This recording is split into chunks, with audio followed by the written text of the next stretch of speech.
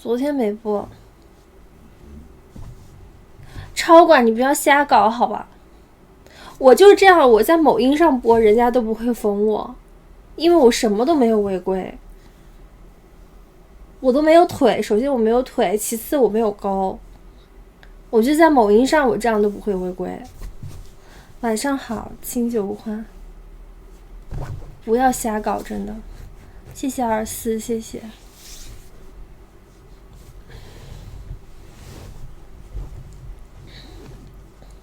今天有超粉扭蛋，然后大家可以送超粉扭蛋。就我已经遮到这儿了，再遮就遮到脖子了，再遮就遮到脖子了。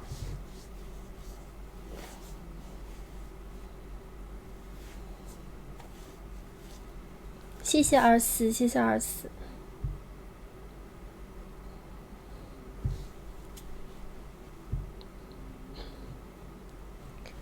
现在热度是卡的真的少，我到时候问一下运营怎么回事。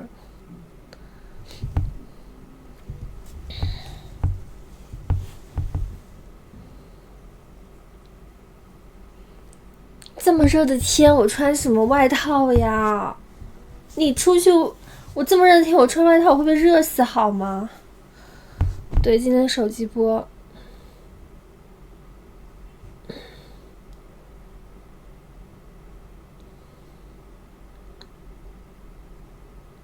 谢谢红场七成为学子开通的超粉，谢谢。这是一个胸衣，它就是这样子的一个衣服，然后呢，它这个衣服里面它是带这个鱼骨的，然后你们的那个抱枕都收到了吗？之前中奖的抱枕都收到了吗？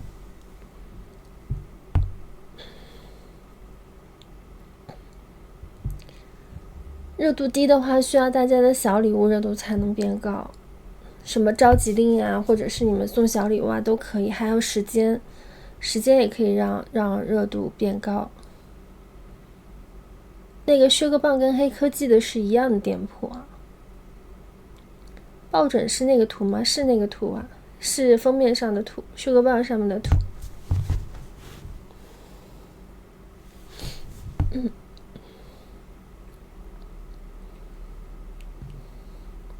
谢谢厨师代表，谢谢大家把虎粮丢一丢啊，超粉扭蛋开一看。今天一张热度卡都没有，我不知道是什么情况。我记得我每周都有热度卡的呀。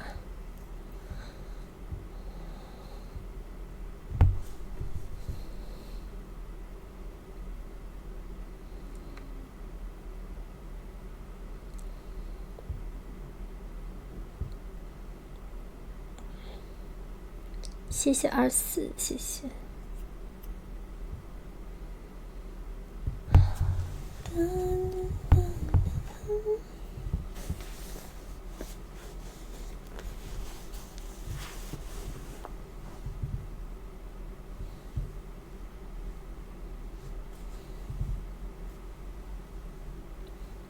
公会的那个我没问，因为我这2天不播，他有热度卡，我就让他送别的主播了。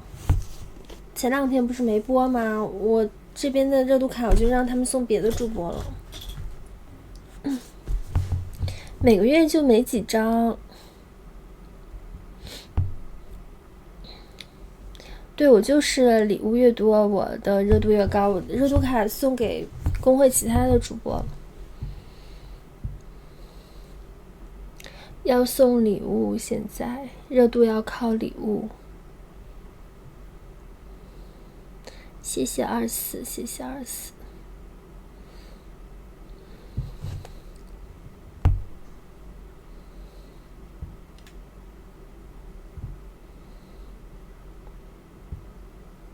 可能是因为这2天我的宝藏任务都没有完成，所以你看我现在播着它热度就会往上涨，就播着看时间，现在刚开始4万，现在8.2万，慢慢涨咯，你们慢慢送，小礼物送一送，大家小礼物送一送。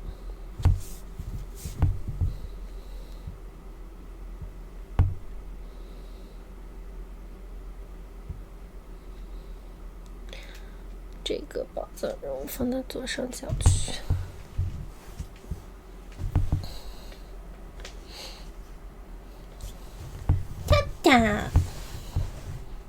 跳跳，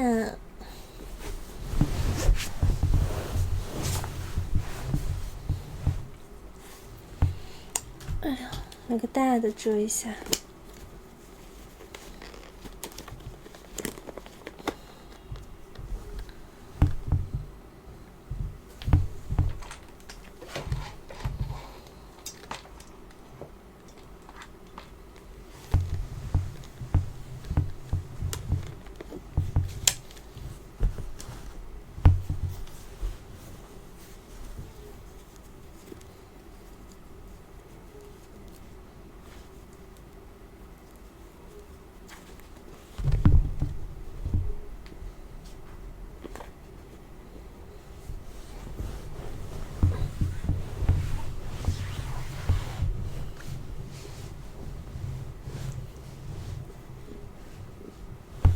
那我手干嘛？好看吗？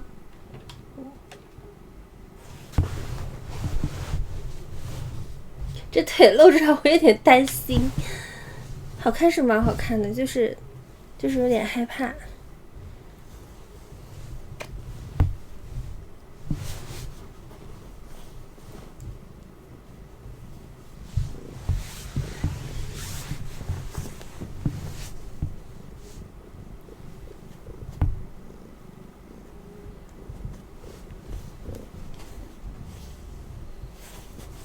画质在右上角就可以调了。你把我的光挡住了。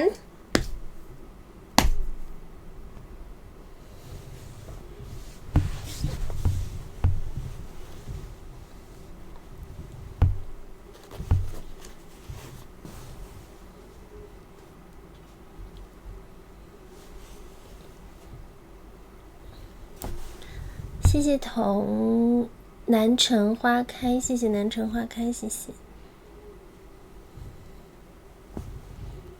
它是短毛，所以毛是这个样子的。它是短毛。其实我跟你说，这种穿搭也不算炸裂，这种穿搭研究下来是最不受欢迎的穿搭，因为这种是属于叫什么？叫什么？可以让你吸引你的眼球，但是呢，看不久，就是你可能看我第一眼觉得很惊艳，但是看着看着，其实没有那种朴素的那种淡色系的穿搭要更久一点，就是你能想更看，就可能看一眼就不想看了，就是这种穿搭看一眼就不想看了。我没有绝活，你走吧，没有绝活，你去找其他有绝活的主播，再见。前面这个是遮钩的，多看一会儿的话是那种就是比较朴素的穿搭，就是你日常穿搭你越素越耐看，但是像这种穿搭可能就是会第一眼很炸裂，可是看着看着就是还不如朴素的穿搭要耐看一点，是这个样子的。谢谢可爱，但偶尔换一下造型，因为我那种纯欲风的穿搭已经持续了好几天了。视频不高清是直播不高清吧？哪里来的视频？手机直播你要高清到怎么样？手机直播就只有这点画质了。我已经提到蓝光了，我现在是蓝光8，你越看越想看，那你可能会比较喜欢这种御姐吧。但是研究证明，像这种御姐，它是男人最不想消费的一个类型。男人最想消费的是土唇风，就是土唇风是最让男人有消费欲望的风格，像这种御姐穿搭就是男人最不想消费的穿搭。这是御姐呀，就是高个子长腿，然后黑色系就是御姐。土唇风啊，什么叫土唇风？土唇风就是清纯外加穿的比较土，不像现在这么辣，那么辣这样子，就那种就是有一种很朴素的感觉。像这种风格，你就算长得不是很好看，也很受欢迎的。叫土唇，不是素唇，叫土唇。土唇，一般土唇风都会在农村里，去拍视频。那种人更能激起人们的保护欲望。但是像这种衣服，就感觉我拿个鞭子在那抽啊，是你叫，你给我叫，就这种感觉，你知道吗？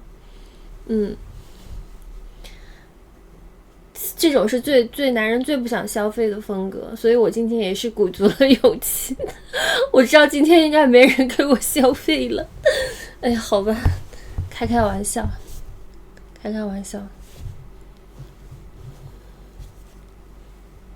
这种就是那种比较就是大女人的穿搭吧，应该算是。这个眼镜是半框的，没有镜片。谢谢迷尘，谢谢迷尘。这是辣妹吗？这是辣妹吗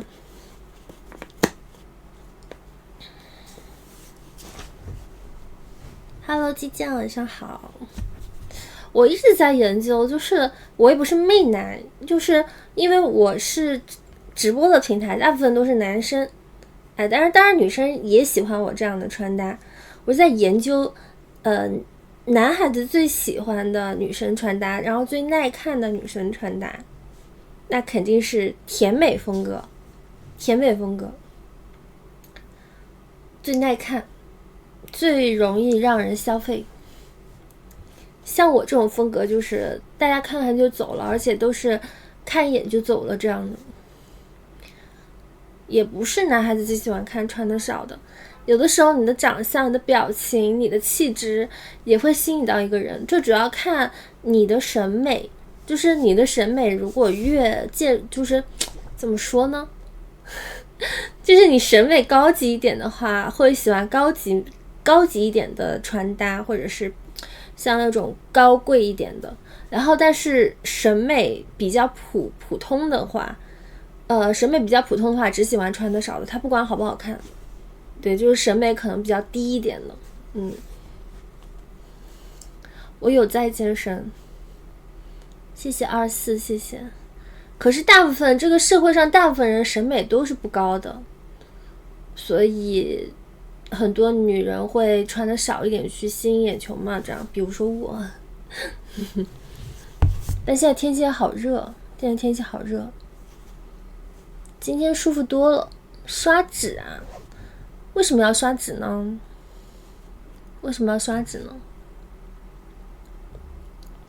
谢谢24。其实女人也喜欢看女人穿的少啊，美丽的躯体谁不喜欢呢？男人女人都喜欢，就是好看的男人的身体我也喜欢看啊，对吧？太压抑了，好看。就是其实人是要有审美的，我们不能说是什么样都看。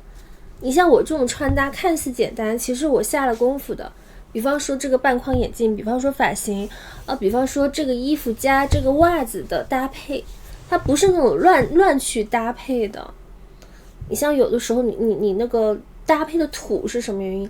搭配的土是因为你感觉像那种支离破碎，就是没有一种搭配的感觉，所以会觉得很不好看，就是那种说不出来精神小妹啊什么加妆容啊什么东西的。看帅哥也会多看两眼，是男人看帅哥呢也会想多看两眼，好看的人大家都会想多看两眼。这个衣服不会不舒服，还好。有的时候你看那种露的东西看多了，就是低俗的美，你看多了之后会慢慢会想去看一些比较高级的审美，来让自己的心灵净化一下。这个衣服有点男人很舒服不知道你在说什么。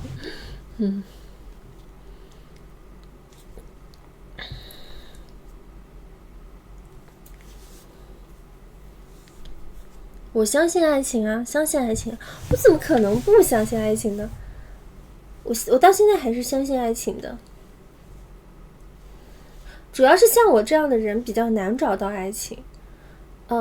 是因为像我这样的人呢，人家第一眼看到的可能是我的身材或者是我的长相，所以我有的时候跟人认识了之后，比方说我化着全妆，我打扮着精致的妆容，我去跟别人认识了之后，我下一次我可能会下意识的素颜或者是穿的比较朴素，因为我想我其实是真的想让别人看到我的一个内在的东西，性格呀，或者是我本人的一个样子，会喜欢上我这个人。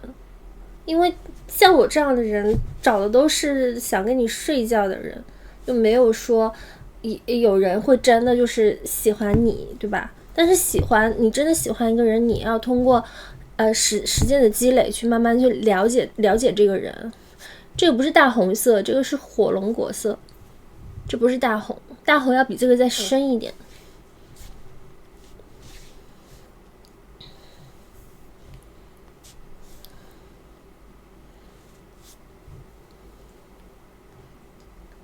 我曾经做过一件很蠢的事情，我曾经跟我的姐妹去吃饭，然后是那种餐厅吧，那种餐厅就是算是那种男模餐厅，然后那里的男的也会穿成像我这个样子，但是他就是上半身他是露着的，不像我是遮着的，这个我露了个肩膀，然后上半身它是露着的，然后下半身是这种紧身的那种，也是黑色的那种漆皮的裤子。它是个餐厅，它不是它不是那个叫男模的地方，就是个餐厅，它只是服务员，它只是给你送菜什么的，它不能就是供你玩乐的就不能玩乐的。谢谢星河月，谢谢。gay 和女人去的会比较多， gay 很多 gay 在那里，有很多 gay。 然后我曾经还做了一件很愚蠢的事情，就是在餐厅里花300块钱让他们跳一支舞。我以为花300块钱他们是在我面前就是跳一些男团的舞啊什么的，然后结果我花300块钱，我请人家男的到我面前来骚扰我，下次再也不会上当了，真的。不是你知道吗？他是怎么跳舞的？你知道他是怎么跳舞的？我真的是服了。我一直是这个样子，不是爱好，是想体验一下。我只叫过一次，因为只是好奇，但是后来我再也不会叫了。我都说了，我花300块钱让人来给我性骚扰，我自己受罪好吗？他怎么跳的？他就是他没有真的坐在我的腿上，他就是跨坐在我的身上，然后在那扭啊扭啊，你这样顶啊顶啊，然后还一直要我的手去摸他，摸他上，我就然后我就是这个样子然后我说不要，我说你可不可以坐下来，我说我不想你跳了，反正钱已经都给你了，我说不要，我说要不坐旁边吧，我说不要跳了。就我感觉到真的很尴尬，就是首先他很尴尬，但他没有摸我，他就是跨坐在这里，他让我手去摸他，他会离你很近，他这样子他这样子 wave 的时候，他不是会这样 wave 这样子吗？他 wave 的时候他会离你很近，然后就很尴尬，你知道吗？然后我就一直是这个姿势，我一直是这个姿势，然后真的感觉到被骚扰了，真的花300块钱去，花300块钱去被人性骚扰，下次再也不干了，下次真的再也不干了，受罪真的活受罪。他说我要把这个舞跳完，我说不要不要，他说把这个舞跳完，他说才跳了一会儿，大厅里所有人都在看我，妈耶，简直社死。Hello， 天生有我，因为是个餐厅，再也不去做这种事情了，我这样就当买个教训吧，那就当买个教训。因为他会离你很近，就是这样，他会离你很近。但是如果女的对着男的跳，你们应该就不会吧？300块钱，脸倒是没红，只是觉得被骚扰了。因为脸红是开心的体现，我是觉得反感怎么可能脸红呢？就是你一个陌生人，你想象一下啊。一个陌生人像条蛇一样在你身体旁边扭啊拧，不停的扭，你压根儿不认识他，你也不知道他是谁，他身上倒是不难闻，化妆了，我去吃饭肯定要化妆呀。他不认识你，你也不认识他，关键你不认识他，他还是个异性，然后在你身上扭，你觉得烦不烦？你觉得烦吗？烦不烦？我问你烦不烦？认识的人倒也还好，就是如果认识的朋友跟你开个玩笑，我觉得还好。你觉得烦不烦？我就问你烦不烦？不是，是餐厅，它是个餐厅，是不是很恶心？你想象那个感觉，你恶不恶心？对吧？你又不能讲，你又不能说给我滚，那这伤人家自尊心，你钱给人家了，对吧？你只能在这活活受罪。是的，是真的。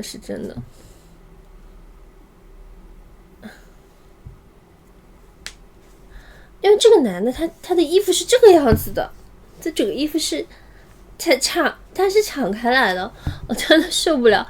女的对男的跳就不会了吗？你们真的不会反感一个你不认识的人在你身上扭来扭去吗？你不会反感吗？我会有意识的，就是我很不能接受我不认识的人离我太近，我就会反感，我会下意识会弹开这样子。也是。丑倒是不丑的，能做这一行的肯定不丑。我说以前我在餐厅吃饭，花了300块钱，被性骚扰了一次。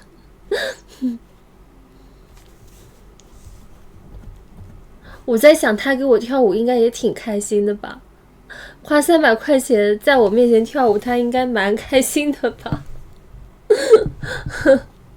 笑死，我真的不爽，我真的觉得被骚扰。你又不是女人，你怎么知道？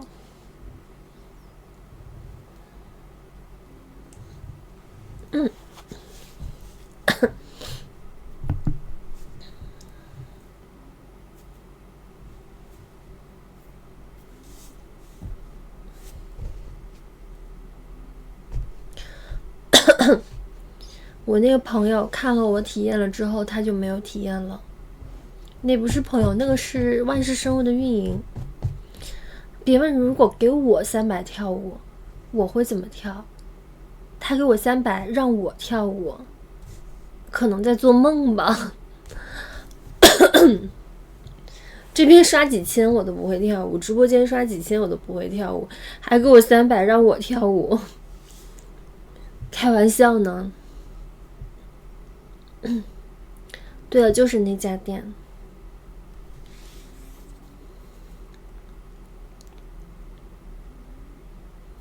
我什么身份？你给我300能让我跳一支舞？我怎么样也是大网红好吧？我怎么样全网有几千万粉丝了？给我300我就跳舞。咱都播了10年的老主播了，给我300我就能给你跳舞。那两个男长得是可以的，但还是不舒服，我还是觉得被骚扰了。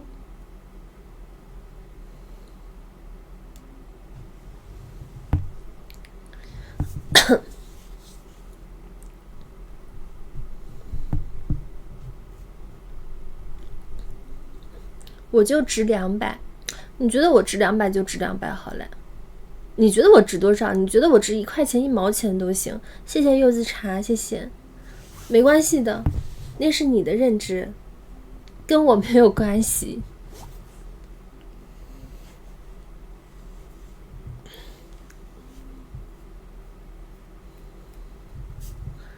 大多数都觉得，那就觉得呗。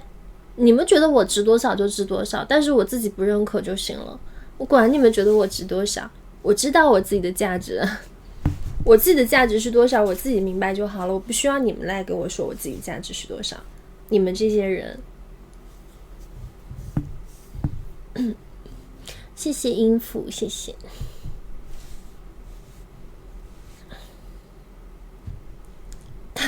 他说，他们说他们连200都不可能送出来，还好意思说我就值200，他们连200都送不出来，笑死我了，真的。谢谢汉卿，对的呀，200都送不出来，还好意思说别人只值200。你倒是给我送200，让我看看你是不是有200这个实力。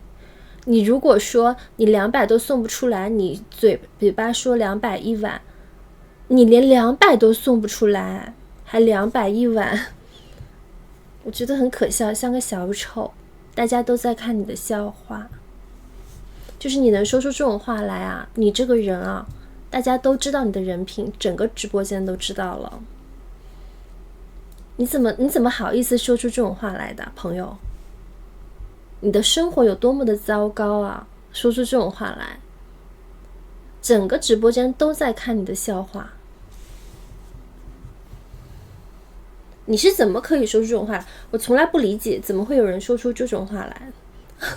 说我就值200睡一晚，所有直播间的男人都在看你的笑话。请你以后说话的时候稍微动一下脑子，你说出这句话的时候，首先你并没有伤害到我，因为我知道我自己的价值。然后其次，直播间的人都看到你讲这个话了，你还挂着你自己的 ID， 所有人都笑话的是你，笑话的不是我。以后动动脑子再发弹幕啊！我不知道你是年龄小还是单纯的愚蠢，不是很明白。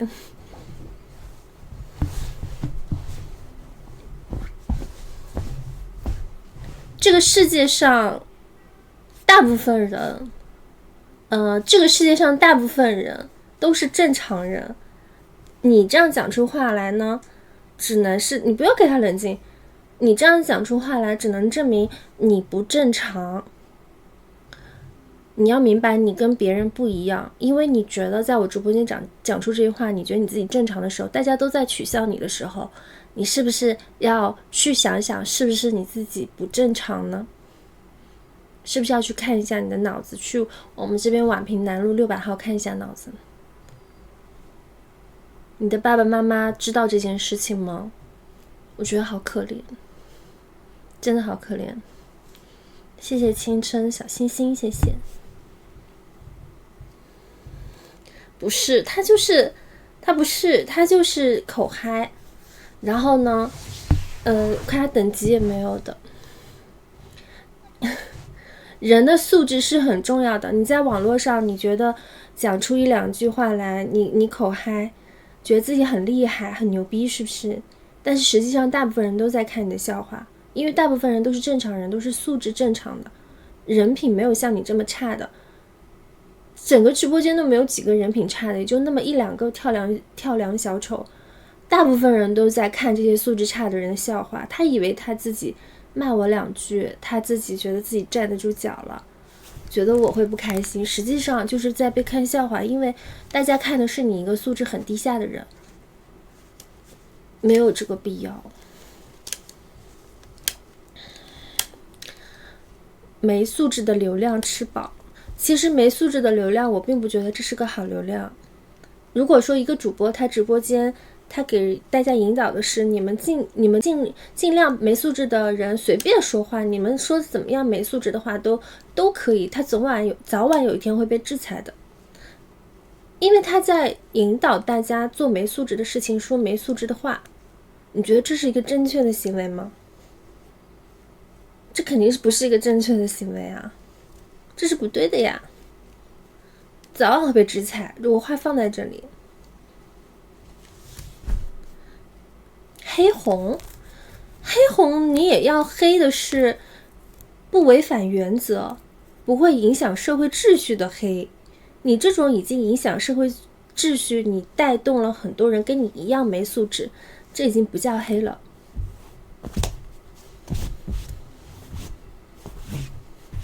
有些小朋友在我直播间里年龄不会很大，大概就18岁20岁，然后看到这些人没有素质的人，再比方说有个主播他非常的没有素质，他在这个没素质的主播直播间里面受到了影响，那他以后出去之后，你要问个生理问题，弟弟你说，那他以后出去之后，他就会说很多很多的脏话，因为他觉得他被这些直播间里面这些没素质的人所影响了。擦边视频怎么了？很多品牌都在做擦边的广告，国家没有明令禁止擦边。擦边虽然说起来是让人可能会沉浸在里面或者怎么样，但是最多就是我比较爱看一个接着一个看接着看，但并不会影响别人的三观，并不会影响人类的三观。现在很多官方直播间、官方广告都在做着擦边内容的广告，因为你不擦边，没有人会进来。而且我发的视频，我都是发的是日常，我也没有发很擦边的东西，我没有发低俗的东西，我发的都是擦边但不低俗的东西，我发的都是擦边且性感但不低俗的东西。但凡有一个视频你弄出来是低俗的，你随便举报我。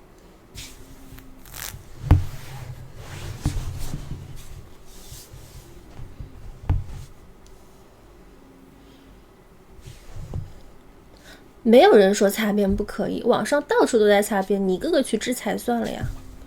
连品牌广告商都在擦边，你说什么呢？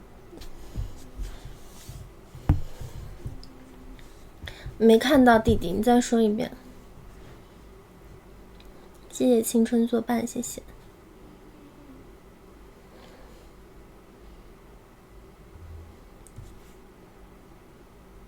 魔法书虎牙1号，我没有魔法书跟虎牙1号的福利。魔法书就是看全身展示穿搭，虎牙1号没有，目前还没有。你看我不爽，你可以啊，你不只举报我一个人，你可以把他们全举报了。你看看现在观众还有没有东西可看。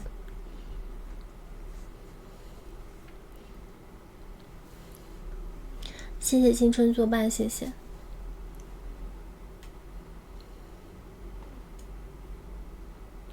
你为什么要让人家不好？我前几天也说过，你为什么要让人家不好？整个世界都在擦边，然后你全部都去举报掉了，你存的什么心？然后大家都看不了了，大家都没有休闲了，没有娱乐了，大家都不能解压，都不能放松了，你得到什么好处呢？你得到的是大家不好了，那你会好吗？你觉得这样你开心吗？你并没有开心啊。曾经我说过一句话，就前2天我说的，大家好才是真的好。只要不是违反原则问题，只要不是带节奏，我觉得怎么样都没有问题，大家好就行了呀。我也希望你们赚很多的钱，我从来没有说希望你们赚不到钱，从来没说过，我天天都在直播间说，你们多赚点钱吧，你们发大财吧，你们有了钱就能给我送礼物了。可是也有很多人天天就是希望这个不好，希望那个不好，实在不明白为什么。谢谢5星以上的通行证，谢谢。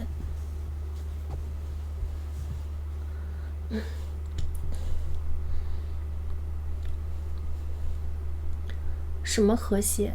还是看不见弟弟，还是看不见。你再说一遍。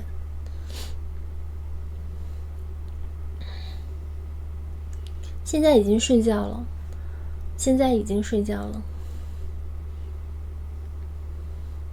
这个不确定的地点，什么体外跟体内，所有的快感都来源于体内一个点。你说的是外面和那个就是那个地方是不是？它只有一个器官，所有的感受都是从那个器官里发出来的，没有所谓的体内和体外，只不过是内部刺激跟外部刺激而已。因为内部刺激这个器官和外部刺激到这个器官，它刺激的都是这个器官的本身，所以它所有的快感都来源于这一个器官，主控快乐的器官一样的。这个没有说是因人而异的，有些人会觉得这里面舒服，有些人会觉得外面舒服，并不是说代表了所有的人，这个事情就是因人而异的。我健身的，我今天刚健身，今天刚刚练过，普拉提的那个叫什么？就是那个踏板，对。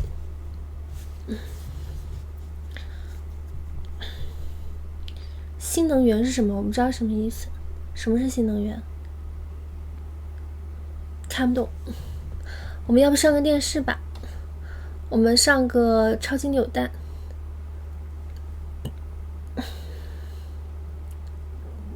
还是38大西瓜。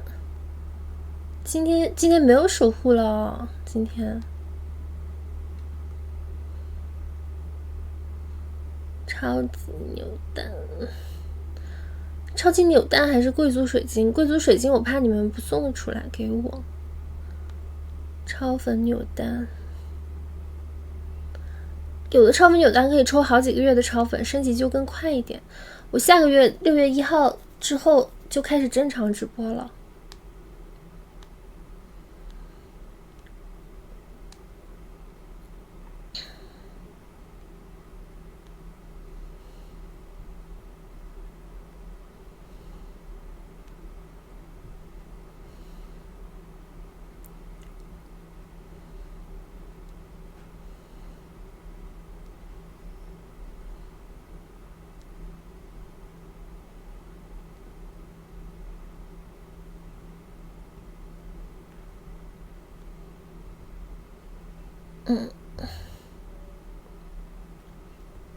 38大西瓜。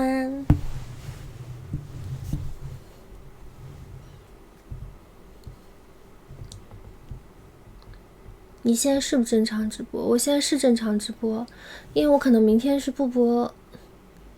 对，就是我这个月底的话，我可能休息的会比较频繁，月初就不会，可能播个2-3天，休息1天。现在是1天隔1天这样子，算不正常，因为时长到了。谢谢 Cloud。大家上了电视，我们抽38大西瓜，抽超粉扭蛋，超粉扭蛋。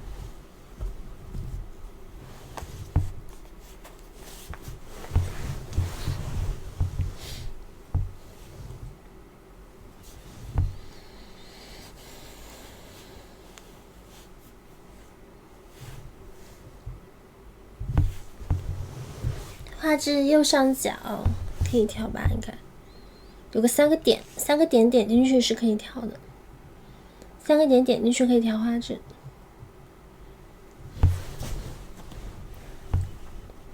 谢谢迷尘。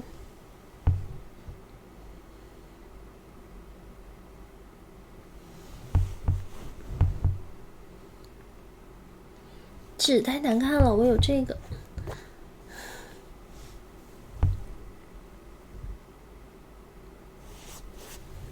新能源是什么意思？什么叫新能源？看不懂，不懂。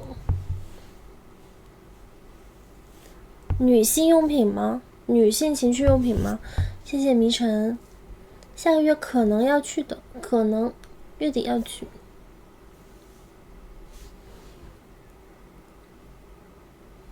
这么黑，你是不是在别人直播间抽过了呀？都不重要，主要看对方。哇，谁中了？我看看，恭喜！刚才谁中了？周年庆我来的，但是我不走红毯，都不没中。你在别人那抽过了吗？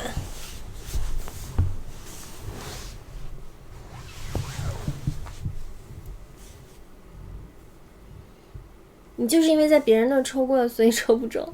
你应该全在我这儿抽。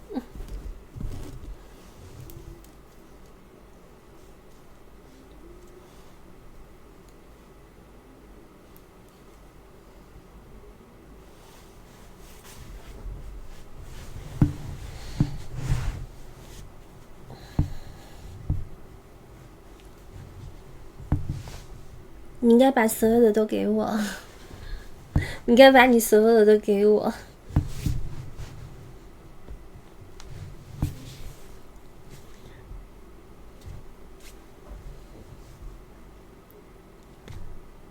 特殊癖好我没有特殊癖好，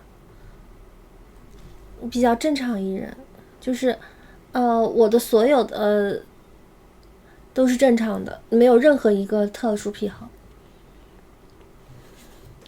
喜欢浪漫，喜欢氛围，喜欢拥抱，喜欢甜言蜜语，正常的呀，都是正常的，没有各种什么那个是你们所说的那些。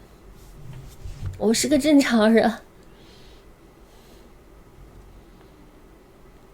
情绪现在目前没有，就是我觉得就正常就好了，不需要任何情绪。情绪的话，我觉得是两个人熟悉了之后才玩的。我觉得一开始你就玩情绪，是不是人家会害怕你啊？我太贪心了，我贪心什么呀？你们一开始在一起，为什么要玩情绪？情绪是在一起时间久了之后熟悉了才玩的呀。Hello， 浮生若梦。大家抽超粉扭蛋，超粉扭蛋。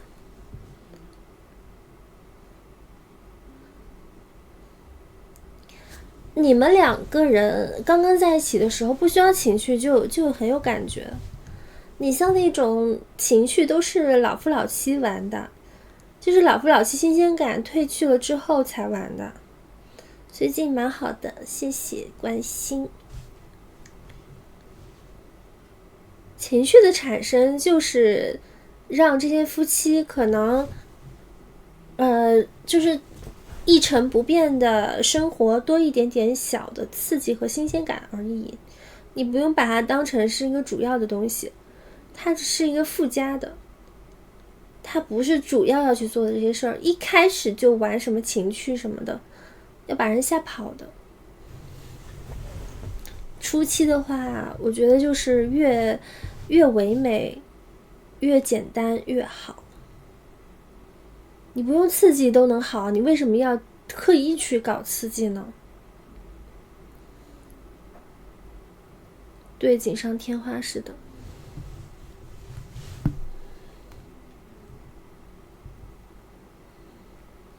后门快感那是 gay 是因为他有前列腺，男人有前列腺，所以才会觉得很舒服。女人没有前列腺，没有一个女人后门会舒服的，没有一个女人从后面会舒服。男人想从后面，那是因为那我说 gay 同性恋没有人后面会舒服的，因为男人喜欢后面也不舒服。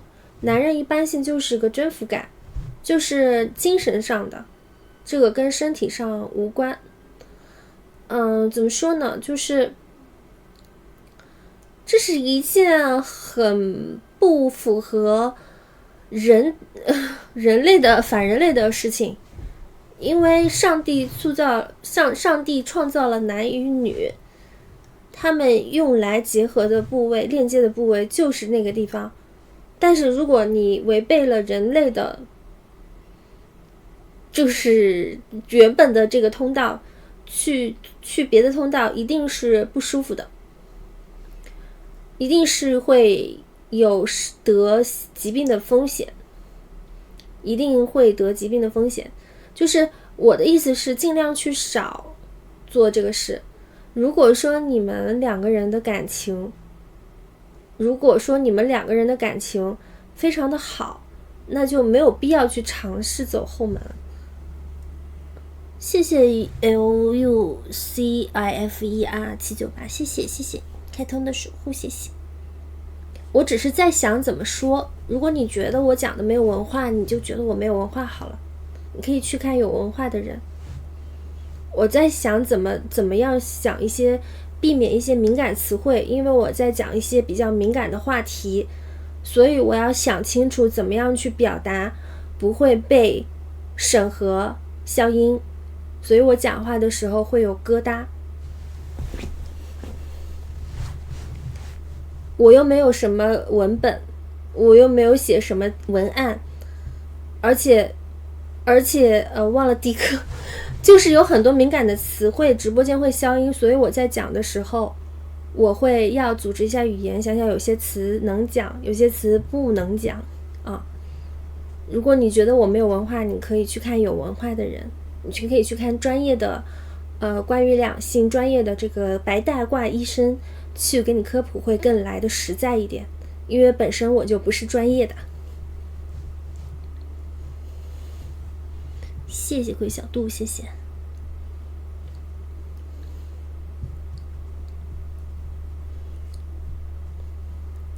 我是觉得你们两人感情如果本身就挺好的，没有必要去尝试走后门，因为这本身就不是一件符合正常人类的事儿，因为它很容易得疾病。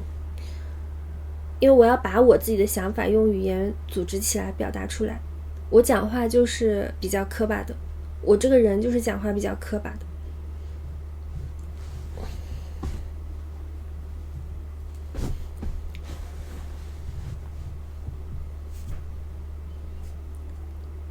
谢谢，大家可以上电视，还有10秒，我没文化不要紧，你有文化就行啦。对，我没文化不要紧，你有文化就可以了。别人有没有文化跟你没有关系。谢谢老头的粉丝通行证，谢谢。就是因为我文化不高，所以我现在尽力的想要提升自己的文化程度，我也不会因为自己的文化不高就止步不前了，我也会多学习，让大家觉得我更有文化。谢谢韩老头，谢谢。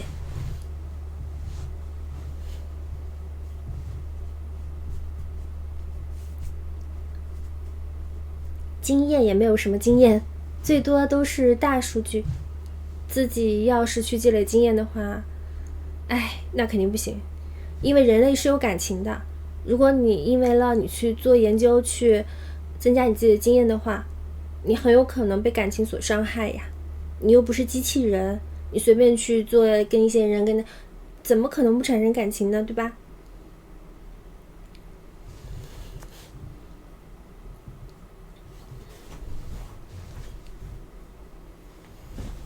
我在床上，我不想站起来。怎么又有1元超粉了？1元超粉，大家可以上1元超粉。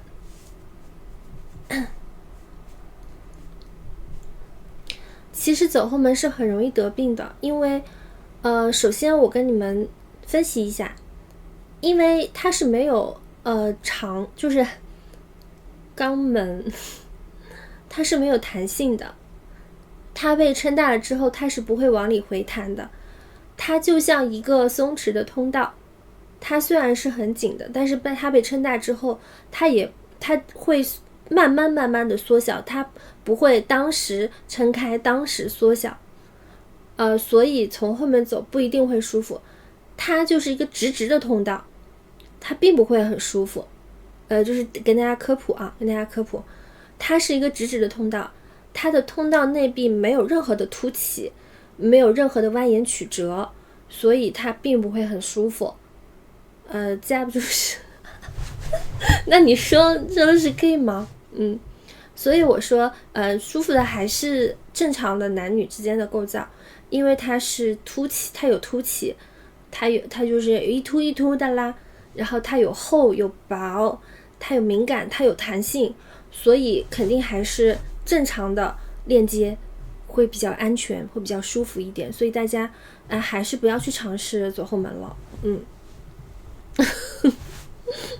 而且你在走后门之前，你还要清洗的非常干净，甚至要灌肠，所以这是一件很麻烦的事情，就不要再想这个事了。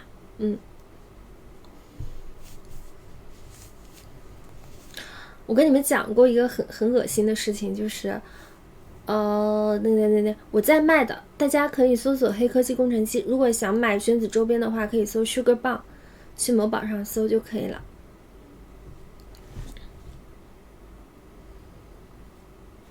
我在科普呢。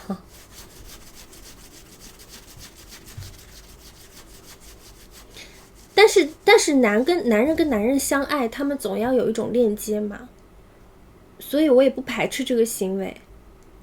可是你们去到外面酒店，像那种男会比较多的话，那男女之间也有乱的嘛，对吧？我也不是说全排斥男，那男之间也有乱的吧。那你如果真的碰上那种比较乱的不爱卫生的男住的酒店，你们就得非常的小心，因为像那种就是男不爱干净的男，他们会拿那个花洒的那个头去灌肠，然后就等于是把那个头转下来，然后去灌肠。这个是真的事情，因为我认识很多所以你们一定就小心一点，那个去到 Thailand 这个地方的时候，住的酒店一定要小心它的花洒和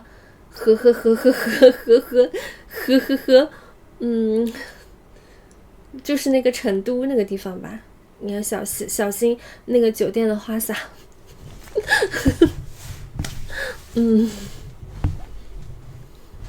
这是真的，不是重口味，这个就是我知道的是非常真实的事情，就是你们得注意。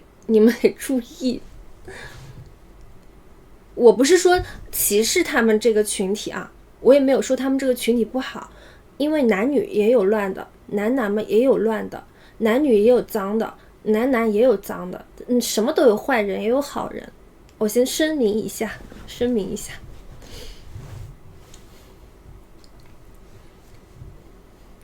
酒店感觉就是你们尽量订你们酒店那怎么办？不用花洒怎么办？用浴缸吗？用浴缸。谢谢 Y 的粉丝通行证，谢谢。也不是全脏的，也有很干净的，我朋友就很干净的，我朋友是不会做这些事情的。害怕了是不是？我说的就是淋浴的花洒，就是那个有管子的花洒，你可以用最上面的那个大的，它不是一般性像那种花洒有两个嘛，一个可以拿下来的，一个是上面的，你可以用最上面的那个。谢谢小楼东风的小星星。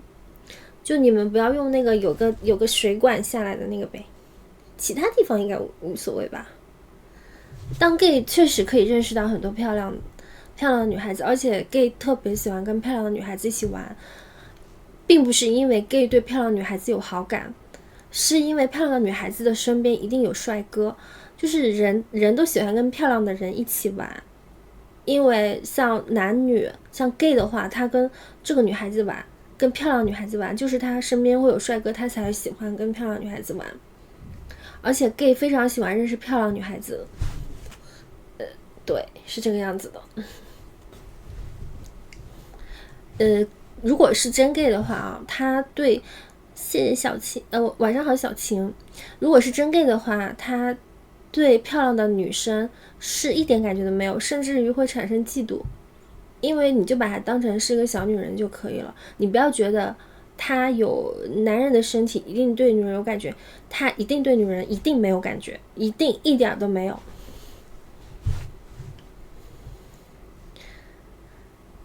就是如果说有帅哥出现了，他甚至于会跟这个美女争风吃醋的，他不会对美女有一点点想法。他把自己当成一个女人，怎么可能对美女有想法？我以前认识的一个朋友，就是一直问我他屁股翘不翘，我问我他皮肤好不好，然后老师让我问我要跟别人去做对比，说我漂亮还是他漂亮，是个小女人这样子的。就是 gay 就是这个样子的，你们得接受有这样的人存在。他们问的是漂亮不漂亮，对。那我跟他谁好看啊？经常会问我，他那个朋友在他旁边，然后两个人都是 gay， 我跟他谁好看？然后我当时就说，你跟他两个人各有各的好看，你的好看是这样这样，他的好看是这样这样，然后会这样子说，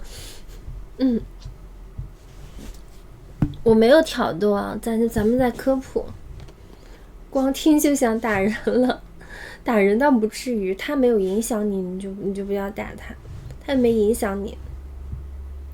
我为什么会知道？因为我很多朋友都是同性恋，很多朋友女的拉拉，男的 gay 我都有，我身边好多这样的朋友，但是就是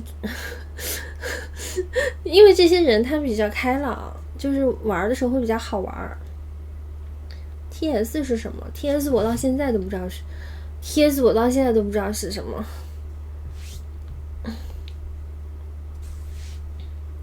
这没有什么牛逼的呀，这是一件很正常的事情。上海很多的，这没有什么牛逼的，以后只会越来越多，你们要慢慢接受这个事实。像现在你们出国的话，填表格它还有一个第三性别，就是你们要接受这个，是因为全世界都在接受，可是你到现在还接受不了。你出国的时候，他填表格的时候，他有3个性别，男女和第三性别，所以你要知道，这是一件非常再正常不过的事情了。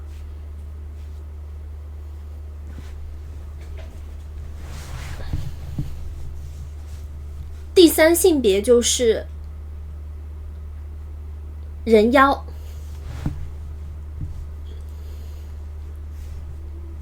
就是人妖，因为人妖他是从小就开始做人妖的，他从没有成年的时候就开始做人妖了，所以他是属于男还是属于女呢？他只能填第三性别，知道了吗？人妖那么漂亮，他们基因可能就是这样子。挖掘机性别，谢谢艾米的魔法书，谢谢艾米，谢谢艾米的魔法书。女的可以变男的，谢谢艾米。女的可以变男的，但是女的变男的会更苦一点，男的变女的会稍微好一点。女的变男的话，她会要吃一种药，然后这种药她会吃了会她的那个激素会不平衡，然后人就会很难受，会掉发，情绪也会不好。其实如果一个人他出生的时候不是他想要的性别，它是一件很痛苦的事情啊。其实你们要这么理解，比方说你拥有着一个男性的外表，可是你内心是个女生，你想变成女生，但是你拥有男性的身体，你是有多么痛苦啊。所以我觉得你们就是可以去理解他们的想法。如果说一个人出生的时候他是一个男生，他是个女生，他想变成男生，就更难了，就更难了。你可以想，就如果你现在想变成女人，这是一件很痛苦的事情啊。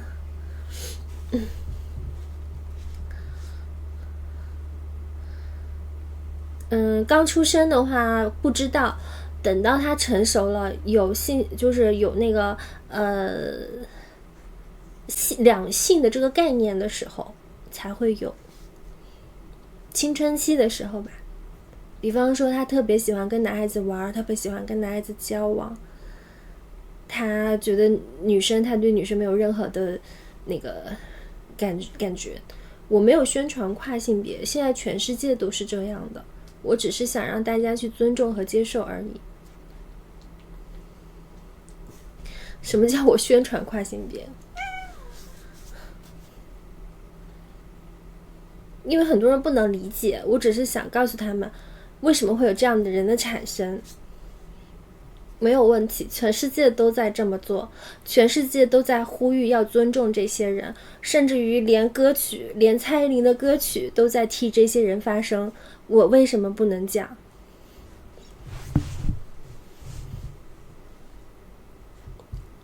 这种思想当然是正确的了，因为世界上有这些人的产生，他不能被受到歧视，所以你要告诉大家，我要尊重每一个人，我要尊重每一个在这个世界上存在即合理的人，这为什么不正确呢？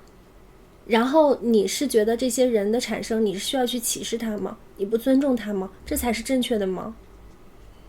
我想请问这位朋友，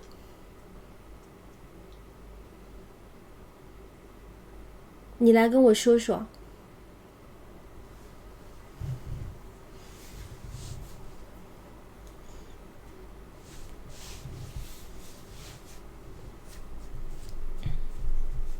这有什么敏感的呀？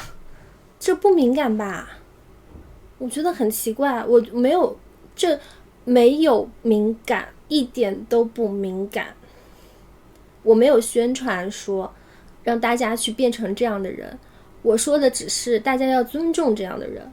有什么问题呢？你告诉我有什么问题？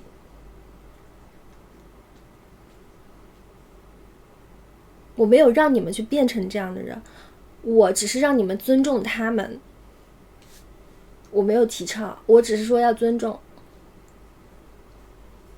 我没有提倡。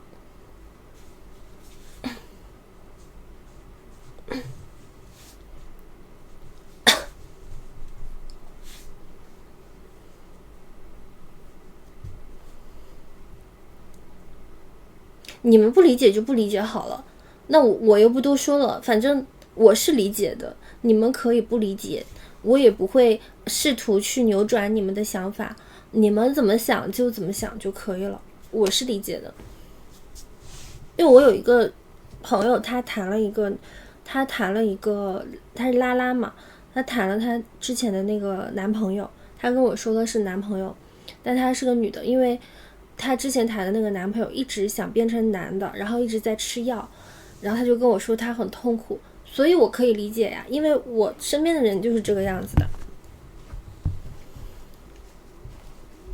体重104斤，现在轻了2斤。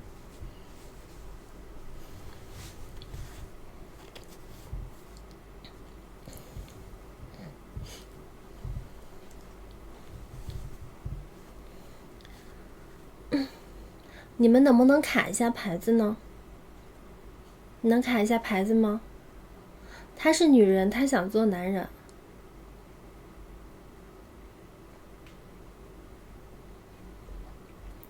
我想变成男的吗？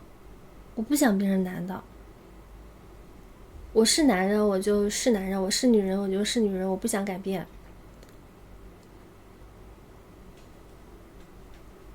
停了就变不了了。我怎么知道？我不知道。大家把牌子卡一下，再问问题啊。我们再上个电视吧。我怎么知道他怎么解决？你不要问我好吗？你自己去找资料，跟我没关系。我又没有谈过女的，我怎么知道？我是正常性取向，我是正常人，我是女性，我喜欢的人是男，本人女，爱好男，性取向男。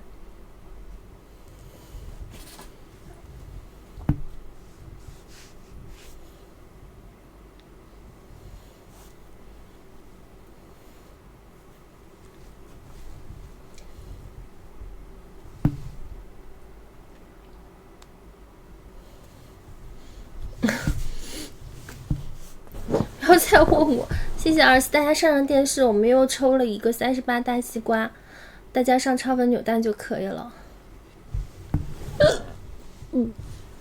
哎呀，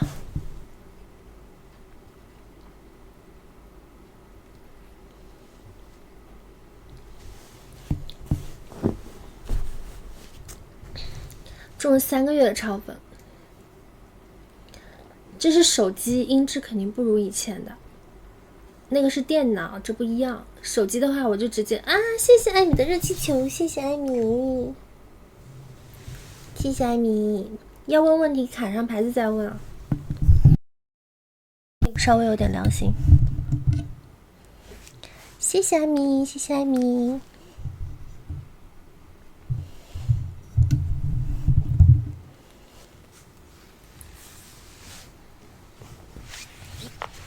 一会儿就好了，可能是手机有点过热。空调我开了，开的是外面的，房间里没开，传进来这样。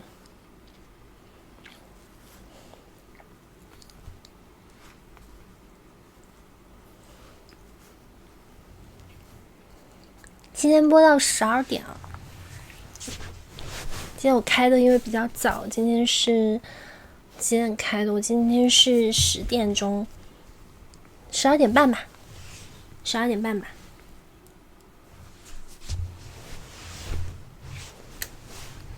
腿真长啊，我的腿。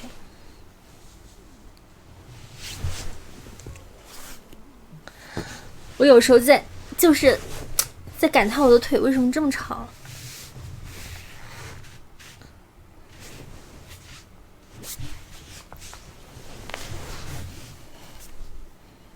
可惜我是原身体，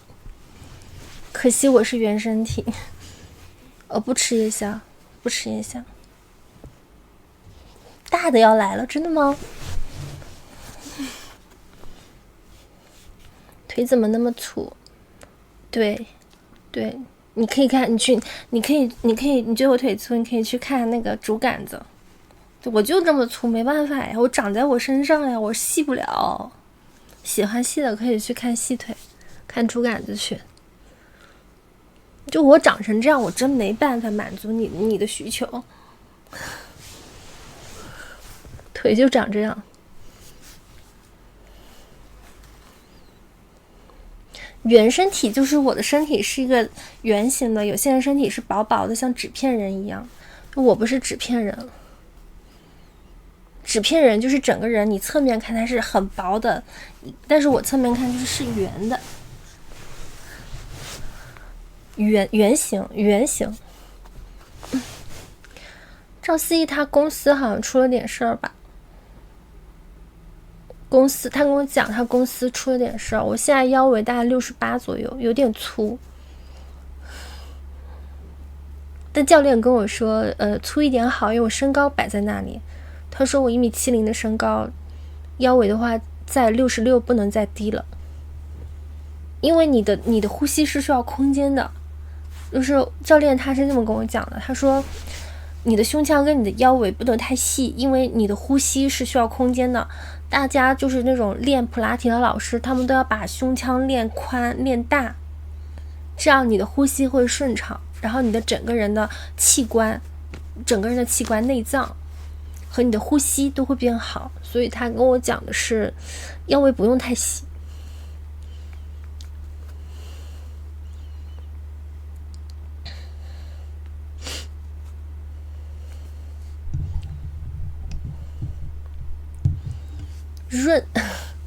润，其实胖是不是很胖的了？我这个肉就不是那种太多脂肪的，就是里面有肌肉，它脂肪包在外面。是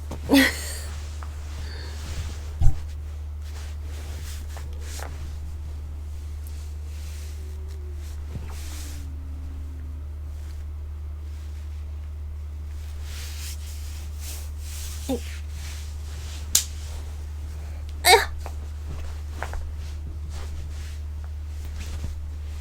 这个腿，男生是不能这么放这个腿的，就是你们男人是没有办法像我这样放腿的。你们可以试试看。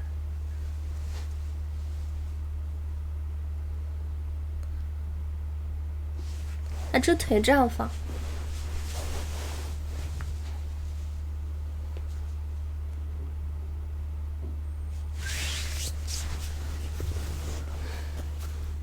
是不是不能放，对吧？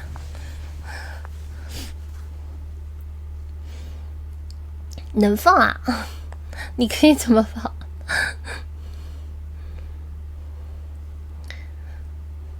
谢谢小烟火火，大家上电视，我们还有3分43秒。模具，你说我自身 size 的模具，整个人吗？成本太高了。跳段舞，你连牌子都没有，凭什么让我跳舞？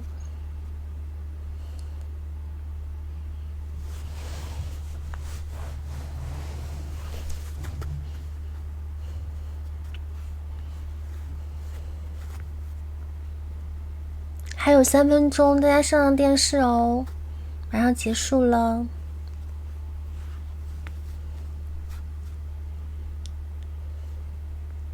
谢谢小白花的粉丝通行证。昨天我跟我闺蜜去看了个电影，对的我170，看了那个什么消失的人，把我吓到了，太吓人了。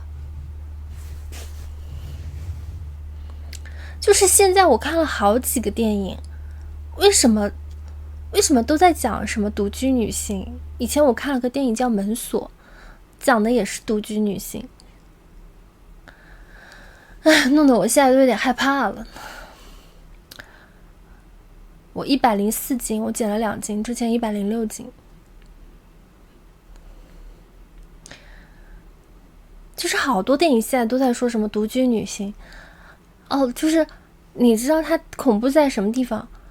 恐怖在就是我睡在家里面，然后就被人那个了，我门都锁好的，窗都关好的，就被人那个了。怎么会的？这是真的吗？这是真的吗？这让我觉得我在自己家里我都不安全了。我的天哪！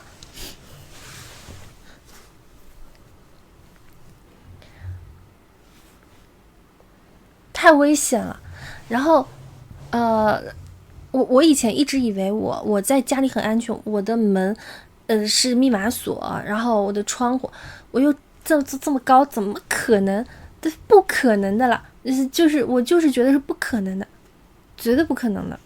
但是现在好多电影，就是这个电影又是说独居女性又怎么，这个电影又是说独居女性又被强了，那个独居女性又被强了，这个独居女性又被强了。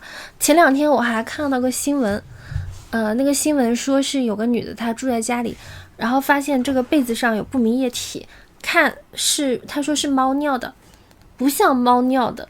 然后那个被子上的液体也不像猫的口水，也不像猫尿的，它有点那种白白颜色的，就是白白的液体，还是很少量的。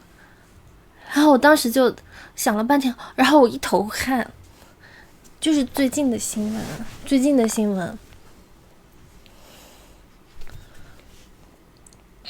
是，我感觉好像是谁在暗示我，因为我最近老是收到这种信息，包括看电影都是这种信息，新闻也是搜到的，也是这种东西，然后看电影都是，是不是有人在暗示我呀？我现在有点害怕了，本来没有任何感觉，本来我觉得我自己很安全。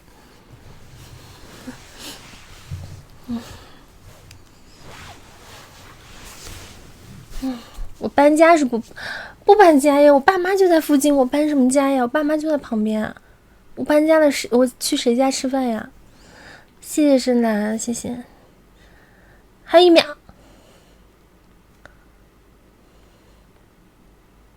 搬家？我不想搬家。我搬家可能至少要1、2年吧。我经常就是我本来觉得没有什么，最近一直在看到这种类似的信息，就是不管他怎么说也好，都是独居女性在家里面，要么被抢了，要么上门搞晕了，要么就各种。恭喜 CM 以后要走的路，就是一直收到这种信息，搬了你偷偷溜进来。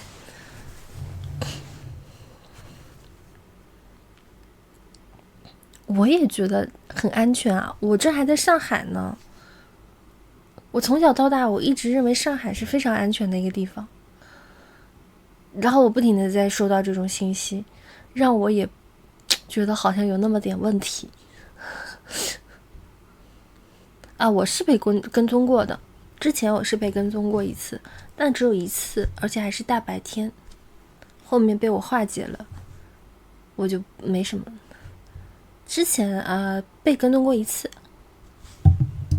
一直浏览就会退。好的，不要自己吓自己。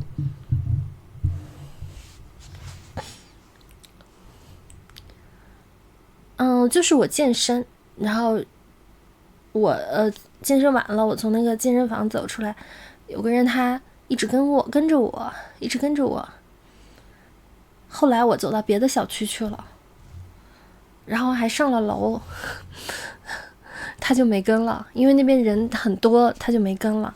然后我又从别的小区再回到了自己的家里。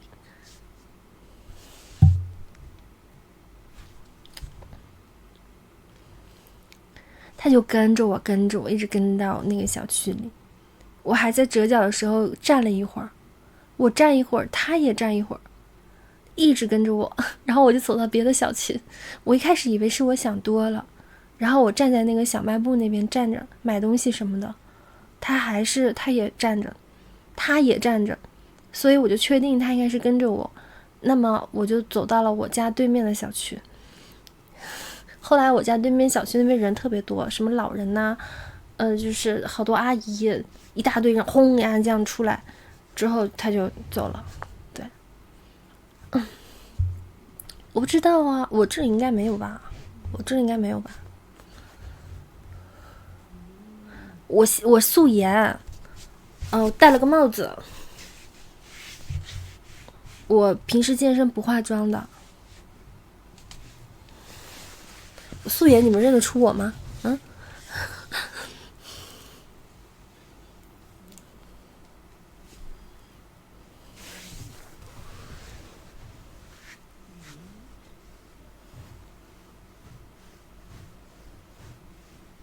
其实有可能，因为健身穿的是瑜伽裤，瑜伽裤其实很显身材，比我这个衣服都要显身材。瑜伽裤那一穿，我那大长腿确实是有点显眼，而且那天我穿的还是白色的瑜伽裤。这么想想是认不出，其实就看身材。是。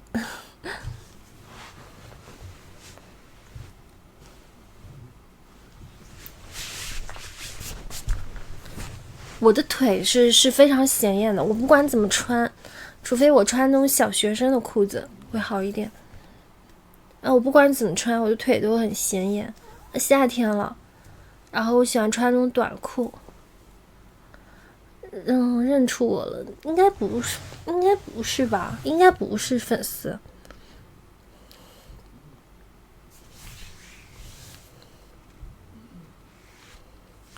小学生裤子就是那种宽松的运动裤，就是底下很宽大的，然后这个整个一直筒下面很长很宽的那个小学生穿的裤子。我家这边初中生小学生都穿这种裤子，或者是底下这里收口的，然后上面是宽松的那种小学生裤子。走在大街上你能看出我现在美颜你也能看出我。瑜伽裤要包一点，因为有些衣服如果太宽松的话，你练的时候会勾到器械上面，你一定要包在身上，你练的时候才就是会伸展的开来，不然的话你衣服太松垮，你一直会勾到器械的。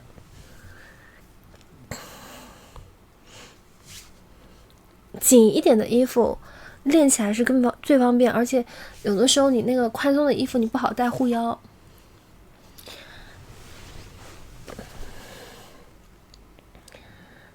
我的腿型天生就好，后面发育的时候，我妈经常让我去游泳，所以腿型就更好了。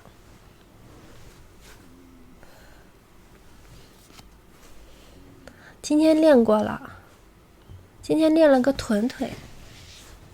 今天那个，所以今天这个臀有一点点充血，这样看不出来，要往下一点。我如果下来我就害怕那个超管盯着我写 AI 审核。我给你们看看我今天练的臀。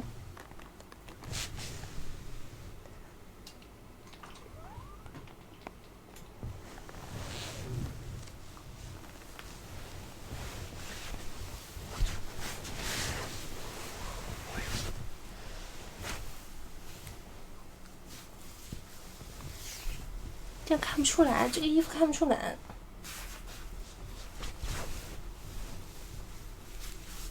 紧一点，要这样勒着，勒着。有一点充血，有一点充血，很结实吧？对吧？很结实。今天充血了。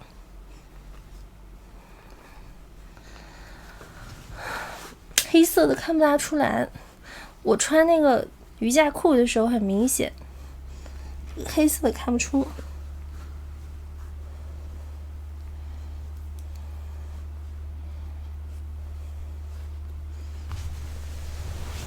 不如你的翘臀好，你让我看看你的翘臀。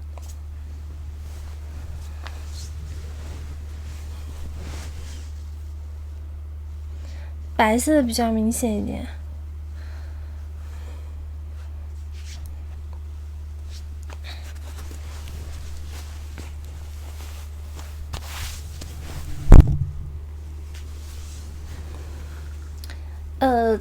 那个普拉提的话不用筋膜枪放松，普拉提就是腿你练完了之后，你就可以把腿做一个姿势去放松。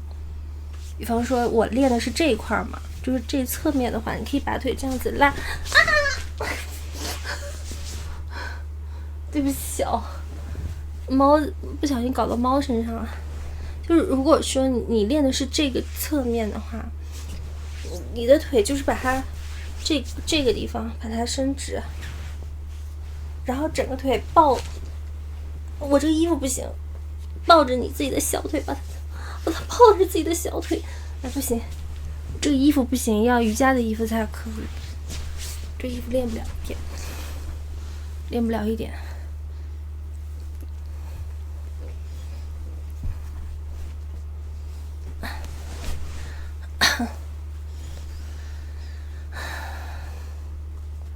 这个衣服太紧了，练不了。它不是那种有弹性的，我要衣服要合适才可以。这种衣服这么硬，哎，怎么练？它把你挖着。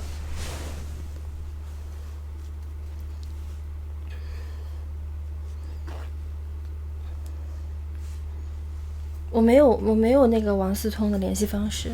王思聪不喜欢我这个类型的，他喜欢娇小可爱的，那种甜妹。他喜欢，但是他以前王校长以前给我送过礼物，送了蛮多的。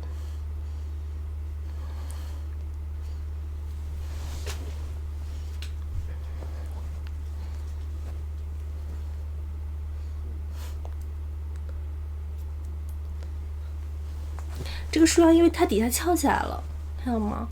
它这里收紧了，它底下就翘了。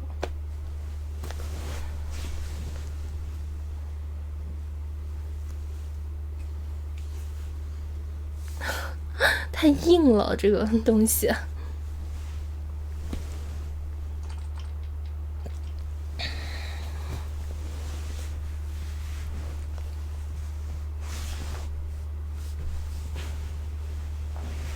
竖屏就是有个好处，它可以把我这个腿拍进去。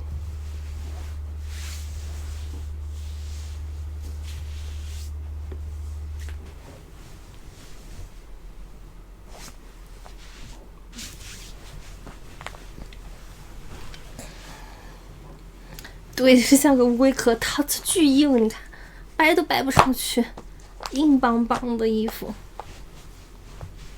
它这个衣服不能跳舞，它只能是穿着展示。像个壳儿。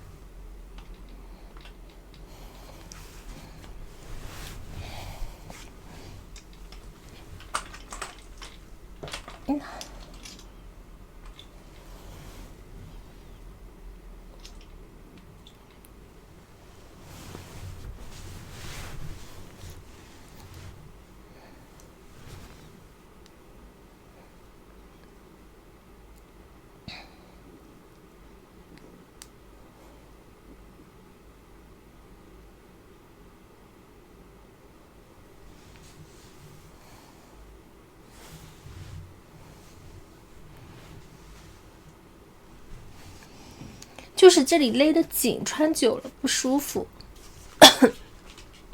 它这个束腰嘛，它从后面可以勒的，给你们看啊。这个束腰它后面是有一个，这个我还没拆，它这后面有这么多的绳子，然后把它这样子往前拉，然后把它收紧。说是什么不用别人帮你穿的束腰，就是不用其他人帮你穿的束腰，不麻烦。它是我这个扣子往前说，不要束腰里面就没有了呀，这是一件衣服，里面就没有了。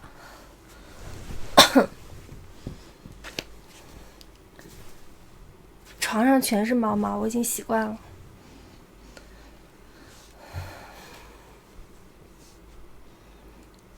不是，它这个衣服像个龟壳一样的，不是紧不紧，它太硬了。你看我把我这肉都杵到这个位置来了，你看我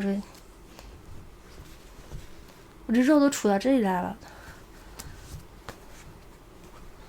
太硬了，这个衣服是硬的，像一个壳。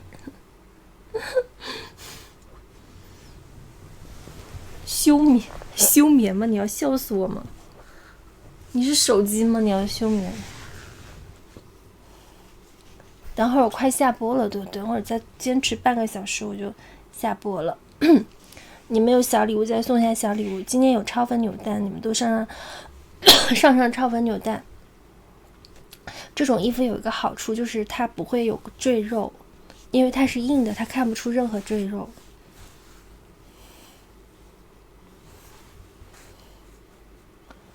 防不了身。等一下我还要试一下我的新衣服，是不是有点卡呀？手机是有点过热了吗？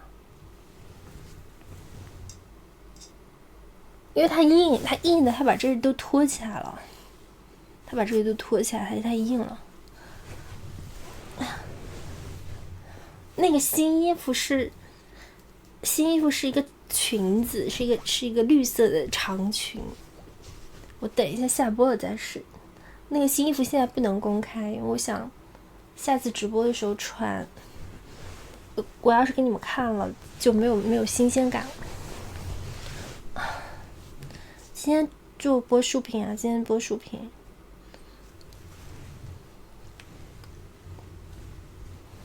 不一定好看，因为我要试了之后，如果不合身，我要把它退掉。婚纱也是这样的，婚纱就是这个样子的，但是勒的可能比我这个还要再紧一点，勒着胸很难受。婚纱也是这样的，我都还没挤过，我里面都还没穿那个什么东西，都勒成这样了。我要是穿那种聚拢的内衣，等我胸都可以被挤成什么样子。我买的衣服都是，如果不合身的话，我试了不合身我就退掉，我不会穿的。我一般性能穿上身的衣服都是合身的衣服，所以有些人老是说我挂着吊牌什么的，其实我能穿上身的衣服我就是不会退了，我退的衣服都是不会展示出来的，我穿的不合身我才退的呀。这个逻辑为什么没有人懂呢？这件我就打算留了，这个吊牌是我拆不到，是我没看着，这件我肯定是要留着的，这件我拍照要用的。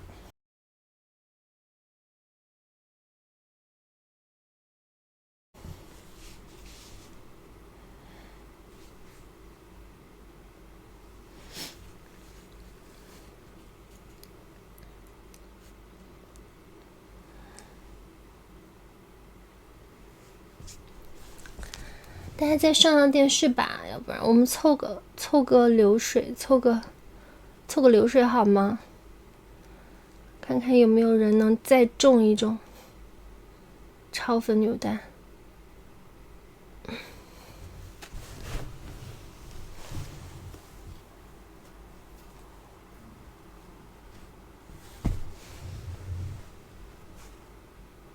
谢谢忘忧，谢谢忘忧。我这个头发扎起来也挺好看的。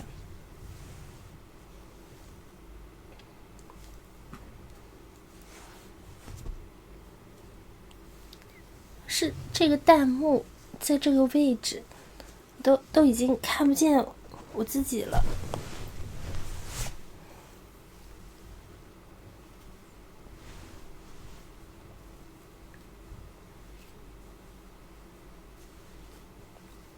你们再一送礼物，我都看不见我自己了，扎着。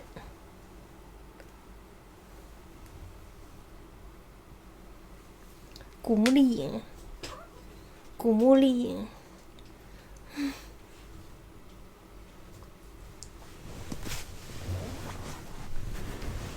啊！谢谢艾米又一个热气球，谢谢艾米，谢谢艾米。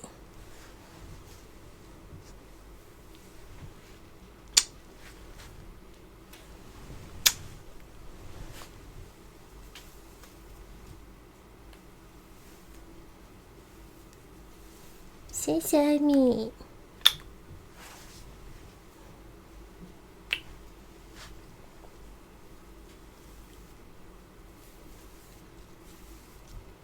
男孩子要发量很多吗？我的头发，他们说嫁入豪门需要头发要好一点，所以我一直在养发。看我的头发，丝绸般的发质。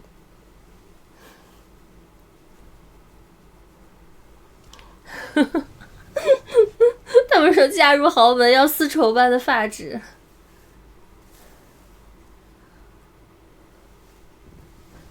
丝绸般的发质，谢谢深南。丝绸般的发质。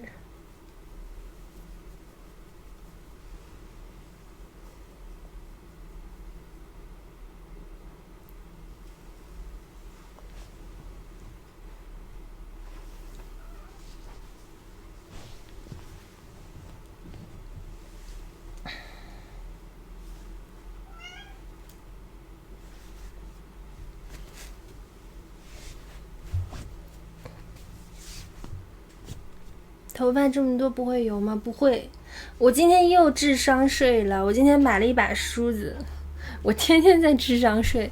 他说那个头发梳头呢，他会把你那个头上的一些油脂堵塞头皮的油脂给梳下来，这样一顶，然后就有很多头皮屑下来。后来我去小红书搜了一下，他们说这样会头发会越梳越油，越梳越油，越梳越臭。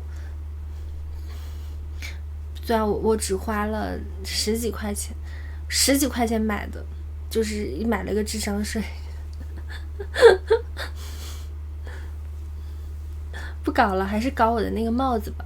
我那个帽子好，那个帽子用了之后，我头发好多了，不容易出油，非常不容易出油，4天洗头都不会出油，4天不洗头都不会出油，说错了，4天不洗头都不会出油。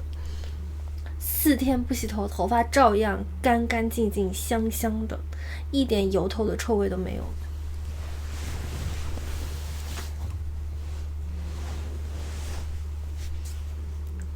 我那个就是帽子，男孩子出油很正常，男孩子出油很正常。那个不行，那个梳子我看了之后我也觉得不行，而且那个梳子梳了之后你会停不下来。因为你梳了之后一弄，哎，好多头皮屑，再一弄，哎，好多头皮屑，你就有一点感觉像上瘾一样，真的很像上瘾。然后你就越搞越多，然后你就把头皮弄坏了。帽子就是我给你们看一下这个帽子，就是它对头皮保护头皮健康的，你们也可以去买，我觉得是很好用的，我是用了好几个月了，我现在的头皮很不容易出油，也不会痒。就是这样一个帽子，你晚上睡觉的时候把它戴到头上，戴半个小时，它会发光。它这里面有灯珠，那个头皮有些什么炎症啊什么的。我以前那个头皮里面会起包，现在都不起了，就是头皮里面有时候会发红色的包，很疼，现在都没有了。啊，怎么搜啊？这个就是我为什么要？不是，我不想帮他们做广告，好烦，没有给我广告费。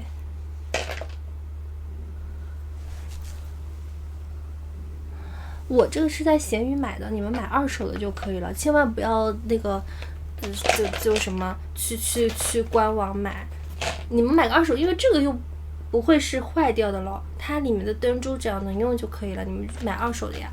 我在闲鱼买的，你们要吗？我这个再用个半个月我就不用，再用个半年我就不用了，我可以卖给你们。半岛什么生发仪？对，激光生发仪什么？你们要吗？我可以半价卖给你们，半价卖给你们。你要不要？红色光，这怎么可能不卫生？你酒精消下毒就可以了。它这个地方都是玻璃的，抽了我不抽我还要用呢，我这东西可贵了，抽了几千块钱，你说抽就抽，开玩笑了，几千块钱好吗？这个帽子还抽了，开玩笑，真的开玩笑，我还要用呢，当然有用了。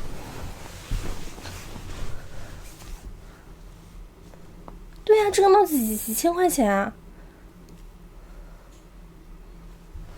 抽了，我不行，我现在还要用的，因为我就是用这个帽子之后，我的发缝都没有了。就是这个帽子用了之后，我现在的头皮会很健康，因为它是光疗，而且你买了之后一劳永逸，一直都可以用，当然贵了。我不抽，我用了之后，我实实在在有效果了，我就不是傻子，总比你那些有头皮问题的掉头发的人，这个不相信那个不相信，不花钱，然后头越来越秃的好吧。我花了钱，我有效果了，我就是赚到了。像你们这种头越来越秃，然后谁都不相信，谁都觉得是智商税的人，你们就一直秃头秃下去吧。我是用了大概有半年的时间，我都发缝都没有了，而且我没有起包了，头上没有起包了，头没那么容易出油，也不痒。它就是叫生发仪，你就找生发仪就可以了。你为什么要破防呀，艾米？你秃头吗？你不会秃头吧？你这么年轻，秃头的都是那个熬夜压力大的人。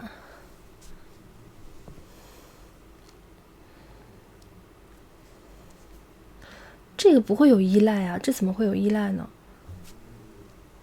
啊，我现在是不是在带货？我不要，这样我告诉你们怎么去买。如果你们真的想买的话，你们就是搜这个生发仪，然后你们不要在官网上买，你们去闲鱼上买那个二手的，就是人家用过的，因为它只要这个灯珠它越多越密，它的效果越好。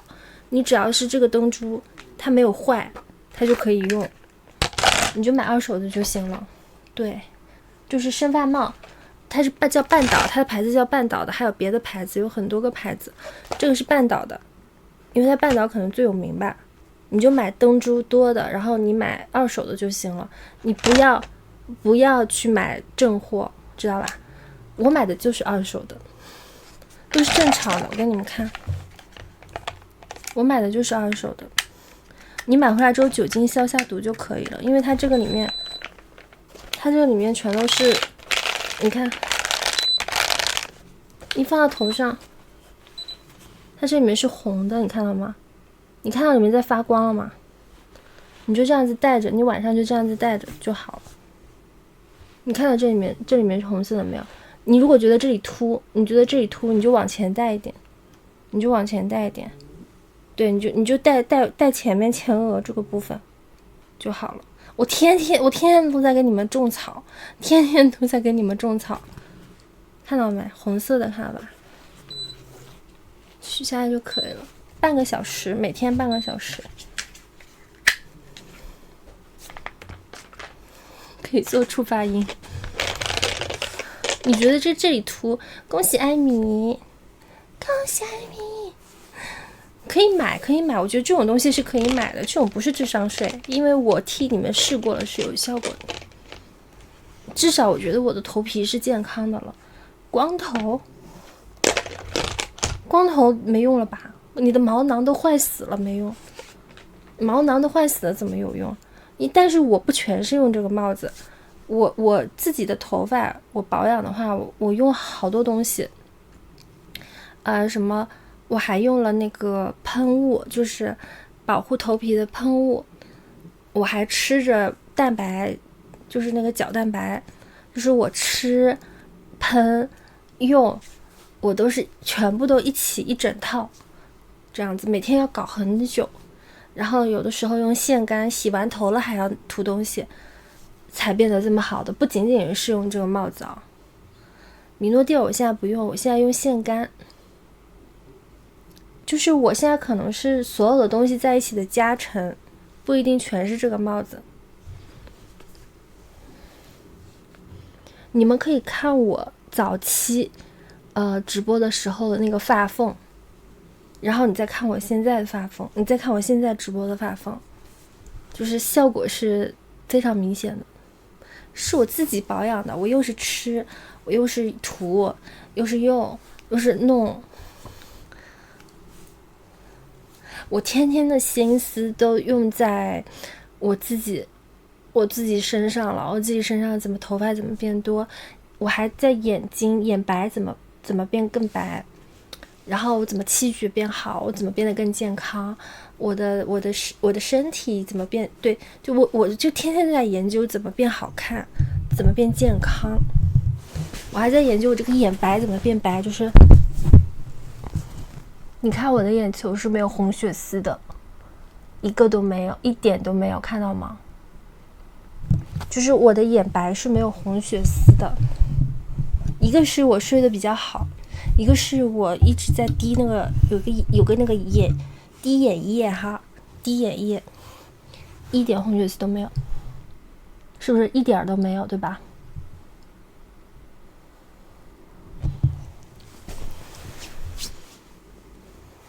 滴眼液就是，然后你要睡觉睡好一点，你要睡够小时才行，你要睡够小时。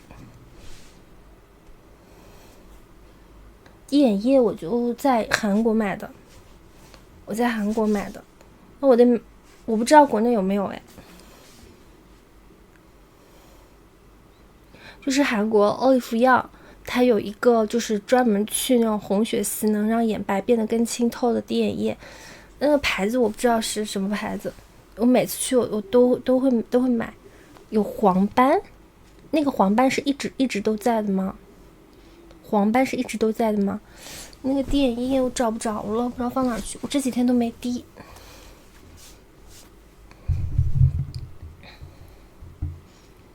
就是你的眼球，你要做到的是，它很白，它不要黄。就是，如果说你觉得你的眼白是有点黄了，那你一定是你的身体里面的肝脏会有一点问题，就是你的眼白要白才可以，越白越好。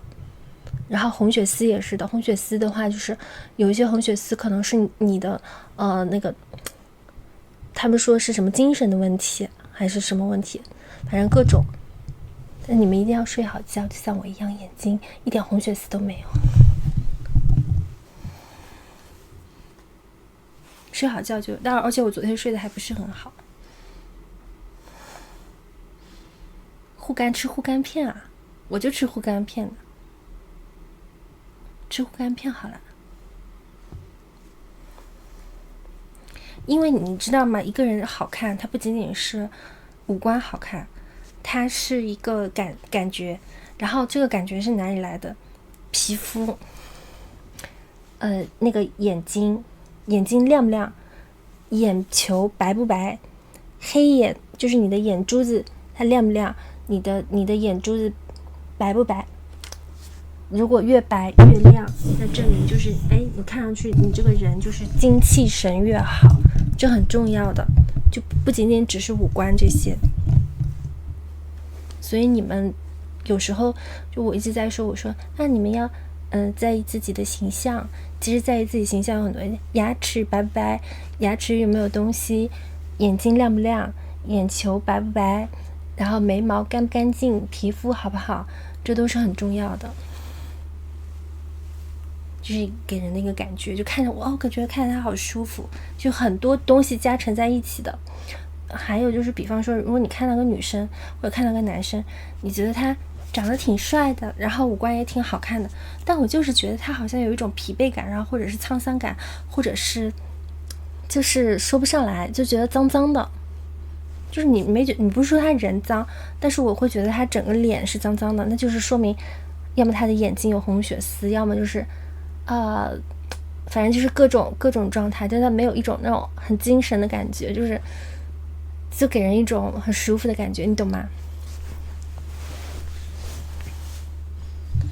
毛孔粗大，你可以去美容院做一下那海飞秀。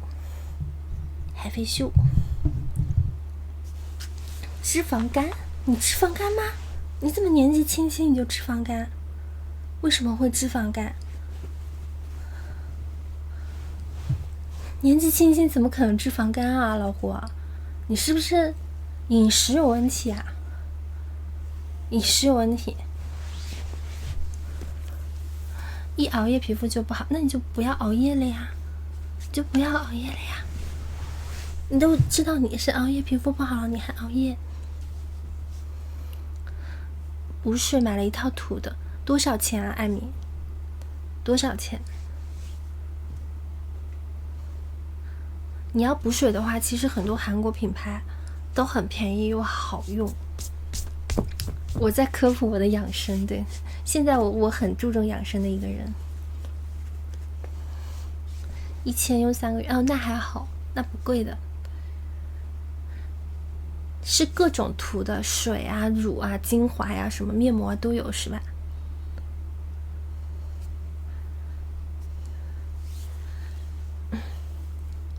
如果说我大概10几岁、20岁的时候，我就有养生的意识，我现在的状态更好。我是觉得养生这个东西，你要从你很年轻的时候就要有觉悟才可以。你不要觉得你自己年纪轻，什么都不用管。面膜不是智商税，面膜不是智商税，面膜可是个好东西，看你怎么去用。面膜是这样的，我在上妆前，如果我用了面膜，我的妆容会更加的服帖。它不是没用，面膜只是它的时效会比较短，它皮肤的时效会比较短，就是可能我今天用，今天好，明天就没有效果了。所以为什么面膜要天天用，就是这个道理。然后为什么我要去打水光针，就是因为水光针它就像长久面膜，打了水光针之后，它整个月都会有每天做面膜的效果。偷懒的人用的，你天天用面膜其实跟打水光针一样。面膜其实你们买面膜的时候，只要买有补水功能的就可以了。因为我一直都在找那种补水效果特别好的面膜，其他都无所谓了，其他都不重要。比方说你皮肤有过敏的时候，你可以用那种积雪草的面膜，它是专门舒缓你的皮肤的。积雪草。洗面奶，我觉得洗面奶它的功能就是洗干净就可以了，清洁。你不要说什么其他美白啊什么缩小毛孔这种功能没有，只要是这个洗面奶它的清洁功能好就可以了。什么牌子其实不重要。我现在护肤品都是很简单的护肤品，因为我现在就经常做医美嘛，就是美容。医美它其实就是，我可以省去一些钱去买一些昂贵的护肤品，其实就一样的，就是我做医美相当于我用昂贵的护肤品一样的道理，只不过我把它用在医美上，然后我再买一些基础护肤就可以了。SK-II 很好，就是 SK-II 它是里面有一种成分，它是可以祛痘痘的。就像你什么有发痘痘，比如说我爆痘期间啊，我爆痘爆得很严重的，有的时候我就会用 SK-II。然后你知道爆痘为什么会爆痘？一个是压力没有睡好，它会起爆，上火了，就是它整个人上火了，它就会爆痘。还有一个就是你吃了太多的牛奶和糖，你的皮肤也会变得不好，就是要抗糖，皮肤就会好。香水啊，香水我现在不大用了，我不怎么出门，我就有时候出门我都忘记喷香水，家里有好多只用了一丢丢的香水，好多10几瓶，现在都不大用香水。面膜用多不会长痘啊，你那个里面有那种香精啊什么的才会长痘吧？面膜怎么会长痘呢？面膜就是不睡的呀，干皮肤用的，我就天天用面膜的，而且我一天用2张，起来用一个，晚上睡觉又用一个，我天天敷2张面膜，我还敷颈膜，就这个地方我也敷的，这里。二手香水，你们要二手香水？我觉得我有好多香水都过期了，你们要吗？要我可以给你们抽奖。你看着来，老虎，你看着来。油性皮肤，其实油性皮肤就是缺水，你可以这么想，你缺水，皮肤才会出油。你只有水油平衡了，你的皮肤又不会出油，又不会干，是这样的。缺水跟皮肤干其实都是缺水，不是油和皮肤干都是缺水，说错了。油和皮肤干发痘痘都是缺水的一种。皮肤它有一个锁水功能，它如果皮肤它里面有炎症，它也会发痘痘。如果有炎症，你就去做光子嫩肤，光子嫩肤它有一个黄色的光，它是专门消炎的。头发少就会颜值降很多。哎呀，其实头发少这个事情你们不用太担心，现在有好多那种假发的，那种假发他们就是前面，如果你前面比较秃的话，你这么一戴，然后就很好了，没关系的，实在不行就都剃了。洗面奶的话，欧莱雅或者男士的话欧莱雅，我现在用的是香奈儿的洗面奶，很好用。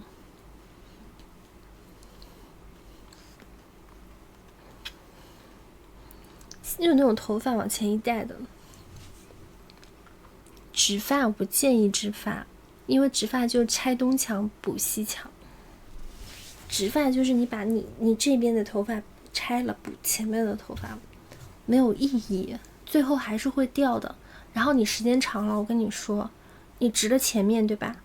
然后我有个朋友就是直发，他这块地方呢又秃了，那就等于他直的这一块中间有一块缝隙，然后他这边头发这里有一块缝隙是新长出来、新往后移的发际线，然后前面有一堆头发，这里又有一个缝隙。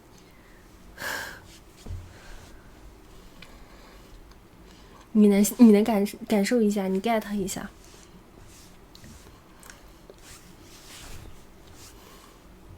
就是直发最后就会变成这样，然后你又要去直，大可不必。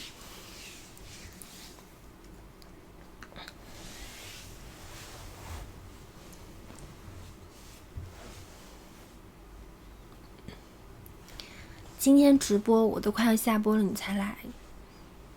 今天想竖屏，因为可以看到腿嘛，横屏的话看不到腿。大家可以在我们抽超粉扭蛋，明天我可能不播了哟，周年庆我去的，但是我不走红毯。对，我气色是比较好，因为我一直在保养我自己。人就是要不断的保养跟进步的。5分钟看比赛，什么比赛啊？果酱？什么比赛？就人要一直进步的，你不能有的时候不能懒，因为我是个很懒的人。哦，12点有欧冠了吗？那我12点下播。我有时候会很懒，但是我有时候躺在床上懒的床上，我又在想，哎呀，我这么懒下去不行。油性皮肤的话，你就多补水，你就多做补水面膜。然后补水面膜的话，你去那种像什么屈臣氏啊什么这种超市里面，你就问那个店员，你说卖的比较好的效果比较好的补水面膜，你能推荐我一下吗？他就会给你推荐比较好的补水面膜，性价比都很高的那种。推荐的，我现在自己用的面膜都是在韩国买的耶，你们国内不一定买得到，因为韩国面膜只能国内买，只能是代购，所以我也不知道怎么推荐你们。我现在用的都是韩国的面膜，确实比我们中国的要好，真的好很多。我现在用的那款面膜是买不到的，而且某宝上也不一定是真的，有可能是假的，我很容易买到假的。我马上要下播了，你不珍惜一下我？想让我再多播一会儿的话，魔法书加10分钟，一本魔法书加10分钟。你就去屈臣氏买那种补水的好了呀。你就跟店员说啊，我要补水面膜。对，我代购你们买吗？我可以去韩国给你们做代购，但是我又要运费又要代购费，你们真的买吗？因为现在假货太多了，现在市面上好多那种皇冠店铺都是假货。我以前买到过假的那个黑绷带，买到过2次。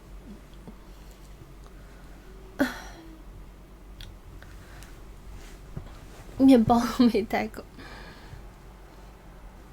感觉到好用就是你用好之后，你的皮肤状态真的就是会变好，因为面膜这个东西起效很快的，你当时用当时就有感觉，到了晚上就没了，然后第2天又恢复到原状了，继续再用，继续还有。他们说保健品什么吃了会有依赖性什么，我面膜也是什么面膜用了会有依赖性，我就想说那总比你不好好吧，你用了之后会变好就是一件好事啊，对吧？保健品你吃了之后身体会变好就是好事啊，一直吃一直好啊，你就一直吃下去啊，也没多少钱，对吧？面膜也是的，用了就会变好，那一直用呗，用了就好，用了就好，就一直用呗，哎，对吧？就这个道理。我不是很明白，有些人老是说保健品一直吃有依赖性，那我为什么不一直吃呢？就为什么是什么原因能让我不要一直吃？面膜用了会有依赖性，那么为什么我不能一直用面膜？是吧？兰蔻面膜过期了就不要用了吧。鱼油要吃的，鱼油也可以养发的，就是鱼油它对于头发来说也很重要。如果你们想头发变好的话，你得多吃鱼油。你像这种头发的光泽，它就是吃鱼油吃出来的，要不然它头发是没有光泽的，它头发就是那种枯燥的，像草一样。我以前秃头也吃鱼油，有营养，可以让你的身体更好。秃头能让你的身体更好。鱼油的话都可以，你看什么牌子它有个成分表，你看它成分越高你就可以买成分高一点的那个鱼油。你就是看成分表，你不要说什么牌子好，它每个牌子它都会有成分表，你看它的成分。6味地黄丸你现在没有到要吃6味地黄丸的时候。鱼油其实补的是，你看是什么鱼，有些什么磷虾油啊，有些什么鱼的油啊，它有好多种，市面上很多很多种鱼油，它补的方向都是不一样的。你要看是什么鱼油。我现在还吃什么磷虾油啊？还有一种是补脑的。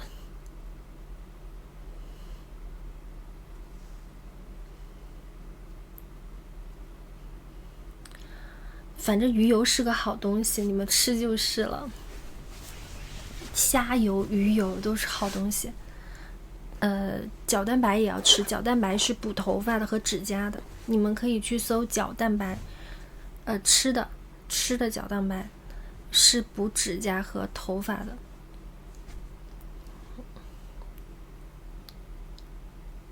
补脑是什么？我倒没有吃过补脑的东西。补眼睛的我倒是吃过，蓝莓什么提取物是补眼睛的，我也吃那个补眼睛的东西，可能我的眼睛跟那个吃的那个也有关系。钙就是钙片嘛，钙片还有护肝片啊都可以吃。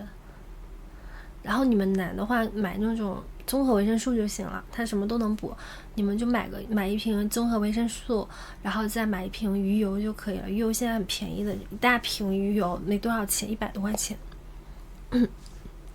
眼睛什么就是我在日本买的那个 DHC 的，它专门护眼的那个叫什么了我也不知道，它就写的是补眼睛的。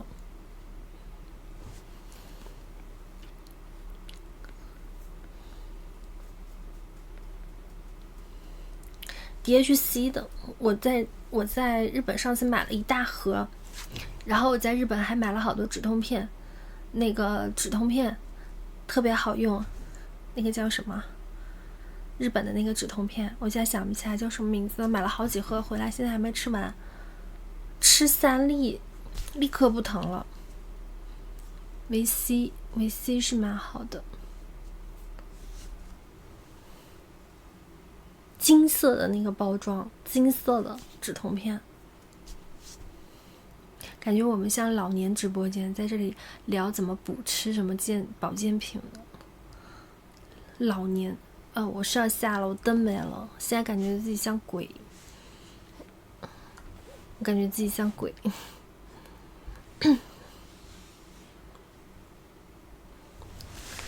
灯没有了，头发是注重一下，头皮肯定不是很健康，因为有的东西我跟你说，你们的头皮出油，基本上掉发，就是因为头皮太油了，它把你的毛囊堵塞住了，所以你会掉发。比方你的毛囊，一个毛囊可以长5、6根头发，甚至于10几根，但是你的毛囊如果变油了，它一个毛囊里面只能长出几根的头发，所以头发就变少了。等到以后，如果你一直不保养你的头皮，你一直都很油的话，它这个毛囊就坏死了，它堵到后面，它的毛囊就长不出头发了。到那个时候，你再怎么用都没用了，用任何东西都没有用了，你就得去植发，因为你毛囊都坏死了。就有些人他那个前面秃掉了嘛，它就是太油了那个部分。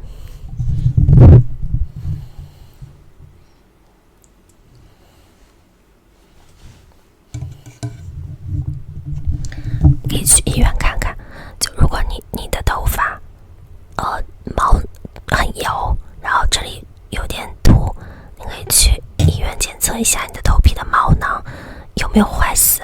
如果你头皮毛囊坏死就没用了，但是如果你头皮毛囊只是发炎了或者萎缩了，都是可以治疗的。你只要把它养一养啊，你的头发又会长出来的。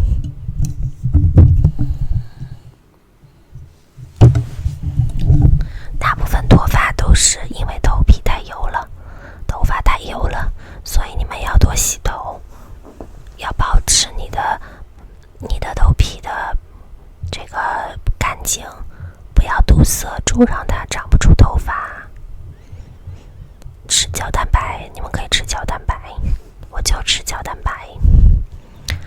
洗完头我用护发素的，用的最近开始变油，那就说明你身体里面那个激素的问题，你的激素如果变得有点紊乱的话，有可能你的头皮会受到影响。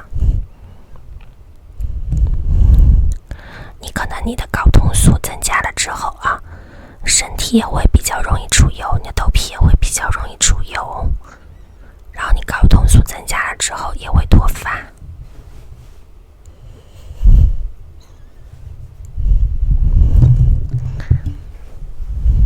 那你们要去看那个欧冠了吗？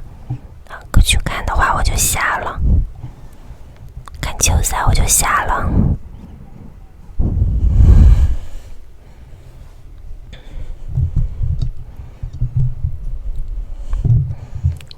不看吗？12点了，睡觉吗？现在学养生知识，这2天时常到了，例行月底休息，例行月底休息，6月1号就正常了。你受不了什么呀？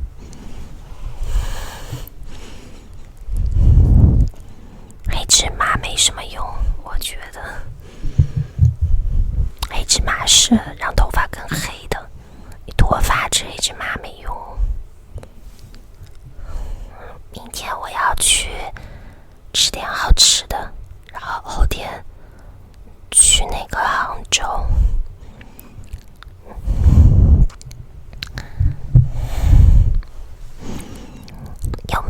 有没有炒粉牛蛋？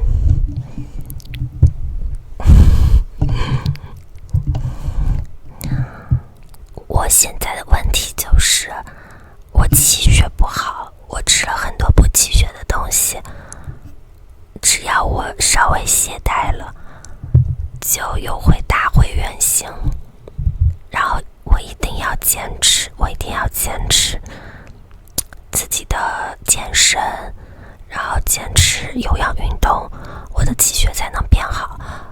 一旦我这个人懒下来了，我不运动了，我不健身了，我的气血又会变差。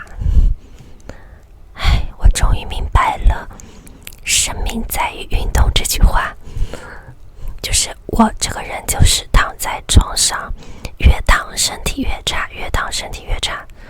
我反而说我去健个身，健个2天，我身体就变好了，脖子也不疼了，头也不疼了，身体也好了。一定要运动，一定要运动，这是我自己的深刻体会。不是，就是要运动啊！当然了，做那个事情也是运动的一种，也可以运动，对吧？你也是这样，对吧？我的气血就是一定要运动，让代谢上去，而且我一定要吃东西，我不吃东西，我也气血很差。你像我，有时候你觉得我不是瘦了吗？瘦了是因为我没有健身，我就在家里躺着，然后我懒得起来吃东西，就变瘦了。就是在床上躺着，然后玩游戏，东西也不吃，水也不喝，然后就瘦下来了，很快。然后人就变难受了，脖子疼，头疼，身上各种地方疼。所以一定要起来运动，起来吃东西，多吃一些干净的食物，就会变好。对，我也要喝红豆汤，千万不能老是躺着，真的。零食少吃一点。对，还要晒太阳，没错。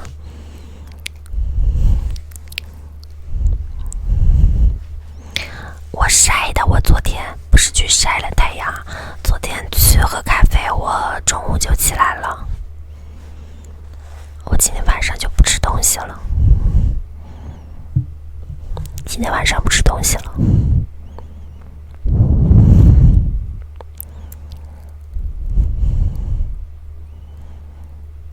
谢谢青椒，谢谢青椒。有点累着，有点不舒服。我要把那个背上小点。你那个应该是，你那个应该是发痘痘，就是背后发痘痘。你用那个硫磺皂洗，他们说可以洗掉，但是我不知道，我没有发过。有很多人鼻底下会发小红点，就这里这一块，我看到好多人会发很多小红点的，然后还有就是背后会发小红点。我不知道，我到时候去查查看怎么解决，因为我没长过，所以没什么经验。那个是脏的，我背后从来没有发过痘痘，我是沙漏型的身材，不是梨型的。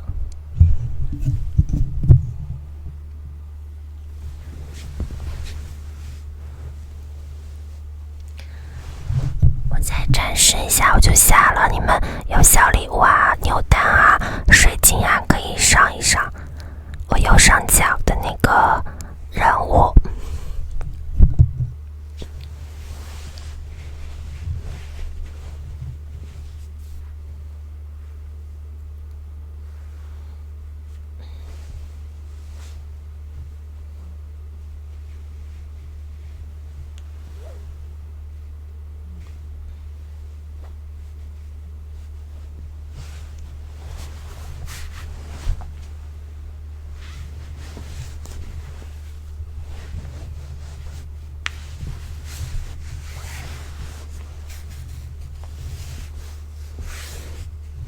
今天老师教我们做的那个动作就是这个脚踩在上面，然后把这个地方撑起来。下去的时候我们可以就是我教你们这个动作对脊椎很好的，就是你的这个手这样子撑着，然后这样子起来，然后但是你的下巴是一定要看你的肚子的，这样撑起来。但是我衣服有点紧，不是很好撑。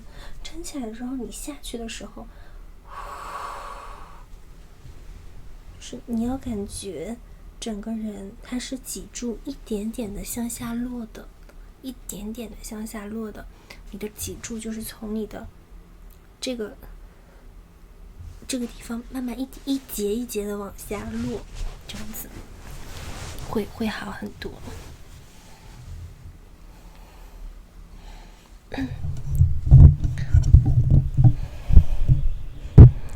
我就是很胖的，如果你喜欢看竹竿的话呢，我做不到，因为我就是现在的身材不可能再瘦了，你去看竹竿就好了。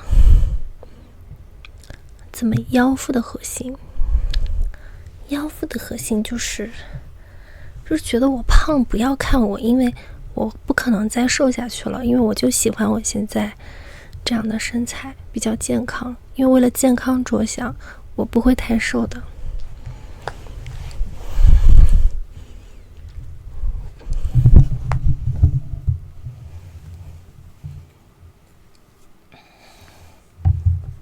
就说我胖的，我现在已经释怀了，因为首先我觉得我没有很胖。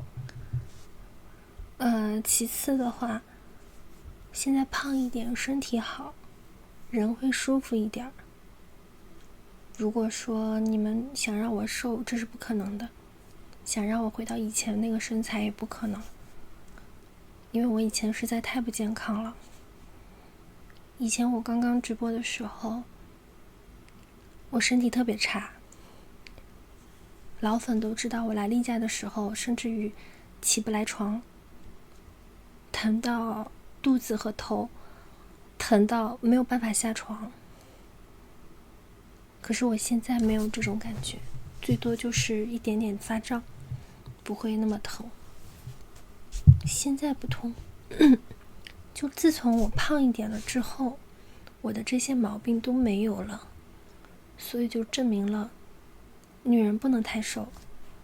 我那个时候我是170的身高，那个时候就92斤，就是你们看到我刚刚在某鱼的时候那个身材，170 92斤，上镜可能觉得正好，但是实际上现实都瘦得不成样子了，而且对于一个女人来说是很不健康的，所以我现在不可能再瘦到那个样子了。我要再瘦到那个样子，我可能会就是会生病，对。如果你们喜欢竹竿的话，刚才有人说我太胖了，我看到了，就如果喜欢竹竿的话，就不要看我就行了，你去看竹竿就好了。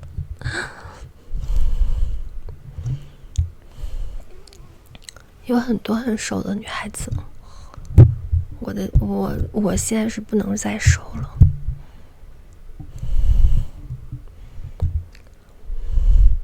茉莉花茶是吗？好的，我觉得我身材不算微胖吧，我170只有100，最胖的时候106斤，是胖的吗？我出去人家都说我好瘦，从来没有人说过我是胖的。就我现在都不是胖的，也连微胖都算不上。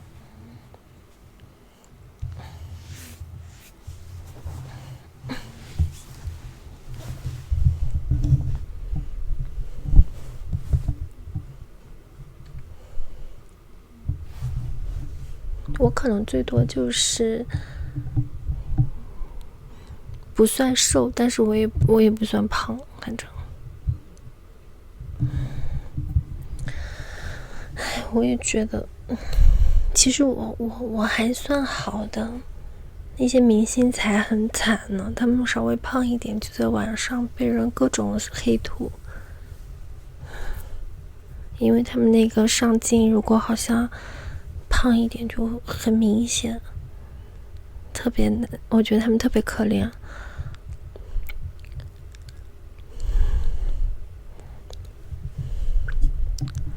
还有那些模特儿，他们都说，你们知道吗？那些车模，他们都大部分都生不出孩子，因为一直节食，然后一直都吃很少的饭，没有营养，就是对这个女性的这个子宫很不好，就是他们大部分那种车模都生不出孩子，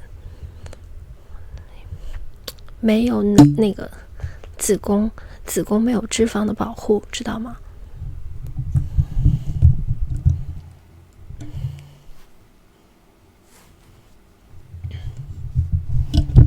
你可以去查一下那些模特儿，他们的生活是怎样的，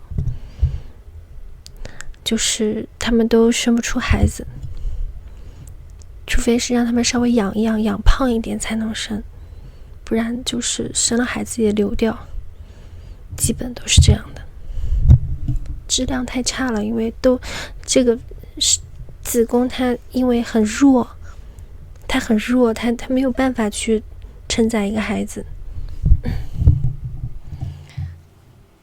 就是现在的审美很畸形，一直在给我们这些人做焦虑，你知道吗？一直在焦虑，这里胖了，那里又胖了，然后我一直每天都在给自己做功课，我说我要健康，我每天都在给自己做功课，我才没有受到影响。就现在对女性的身材是不是要求太高了？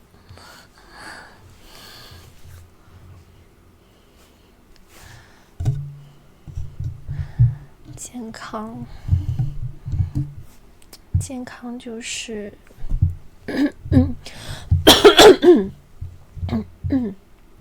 健康就是要有一点脂肪吧，脂肪能保护女性的子宫，也可以保护你们的就是内脏。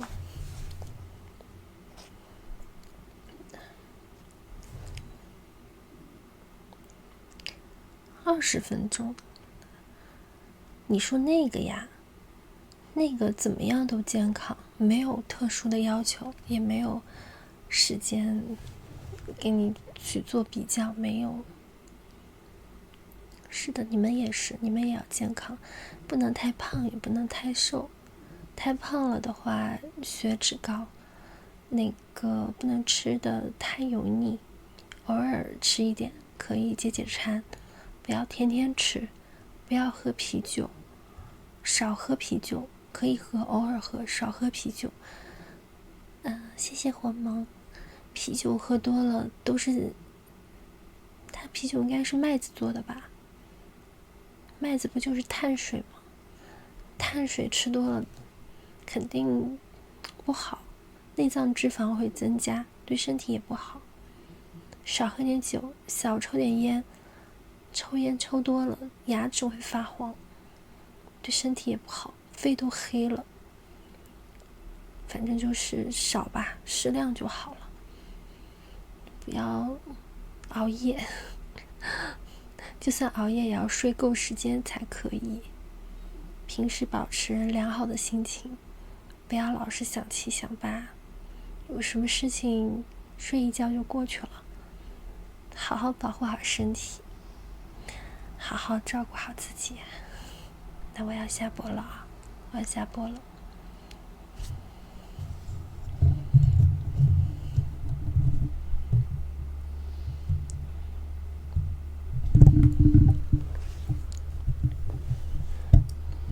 没有多少时间算健康，没有尺子去给你量你的长度粗度，没有啊，也没有一个时间告诉你健不健康，都是可以，都健康啊。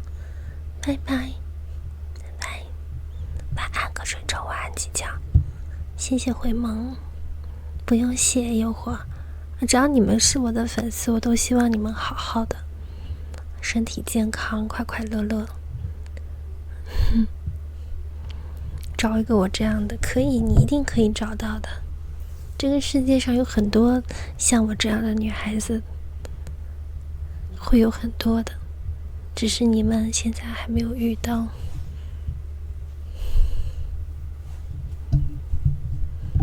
是直播，对，我要下播了。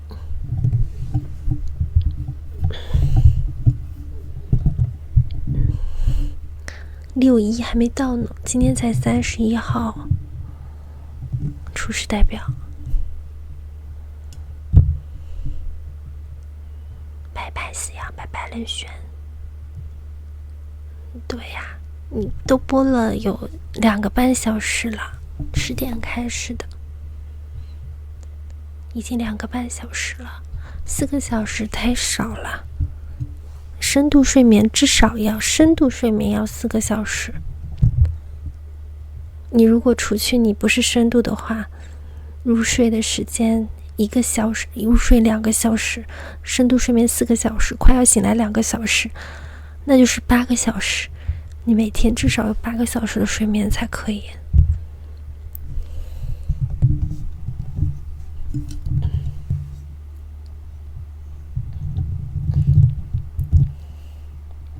睡眠前你可以放一些那种熏香，就是那种让你能深度睡眠的熏香，可以试试看嘛。什么薰衣草放在枕头底下之类的。压力大，工作压力吗？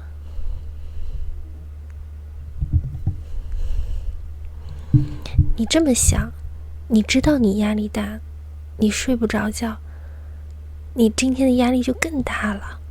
反正压力它一直都在那儿，你不如今天睡好一点，反正它也没有变化，对不对？你睡觉好才是今天能得到的一个好事儿。但是压力大这件事情，你知道它解决不了，你就让它放在那儿就好了。能明白我说的吗？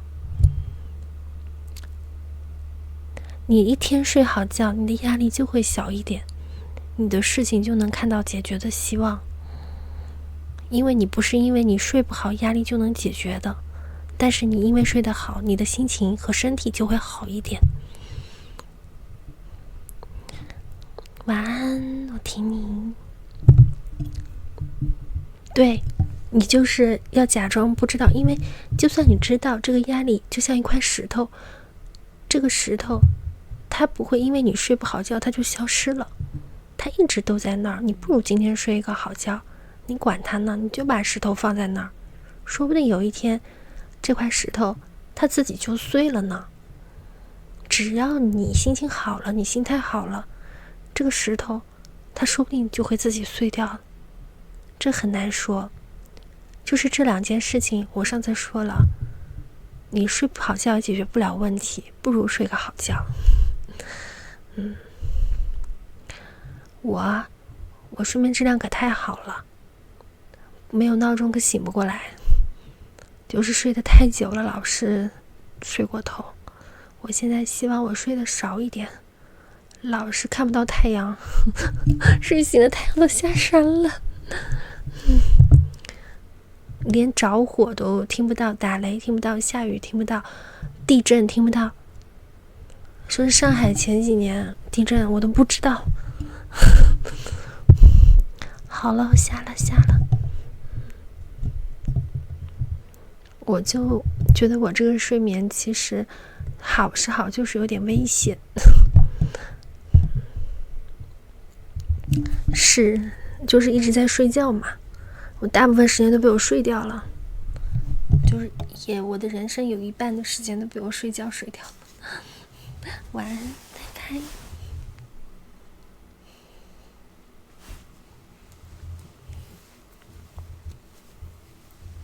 拜。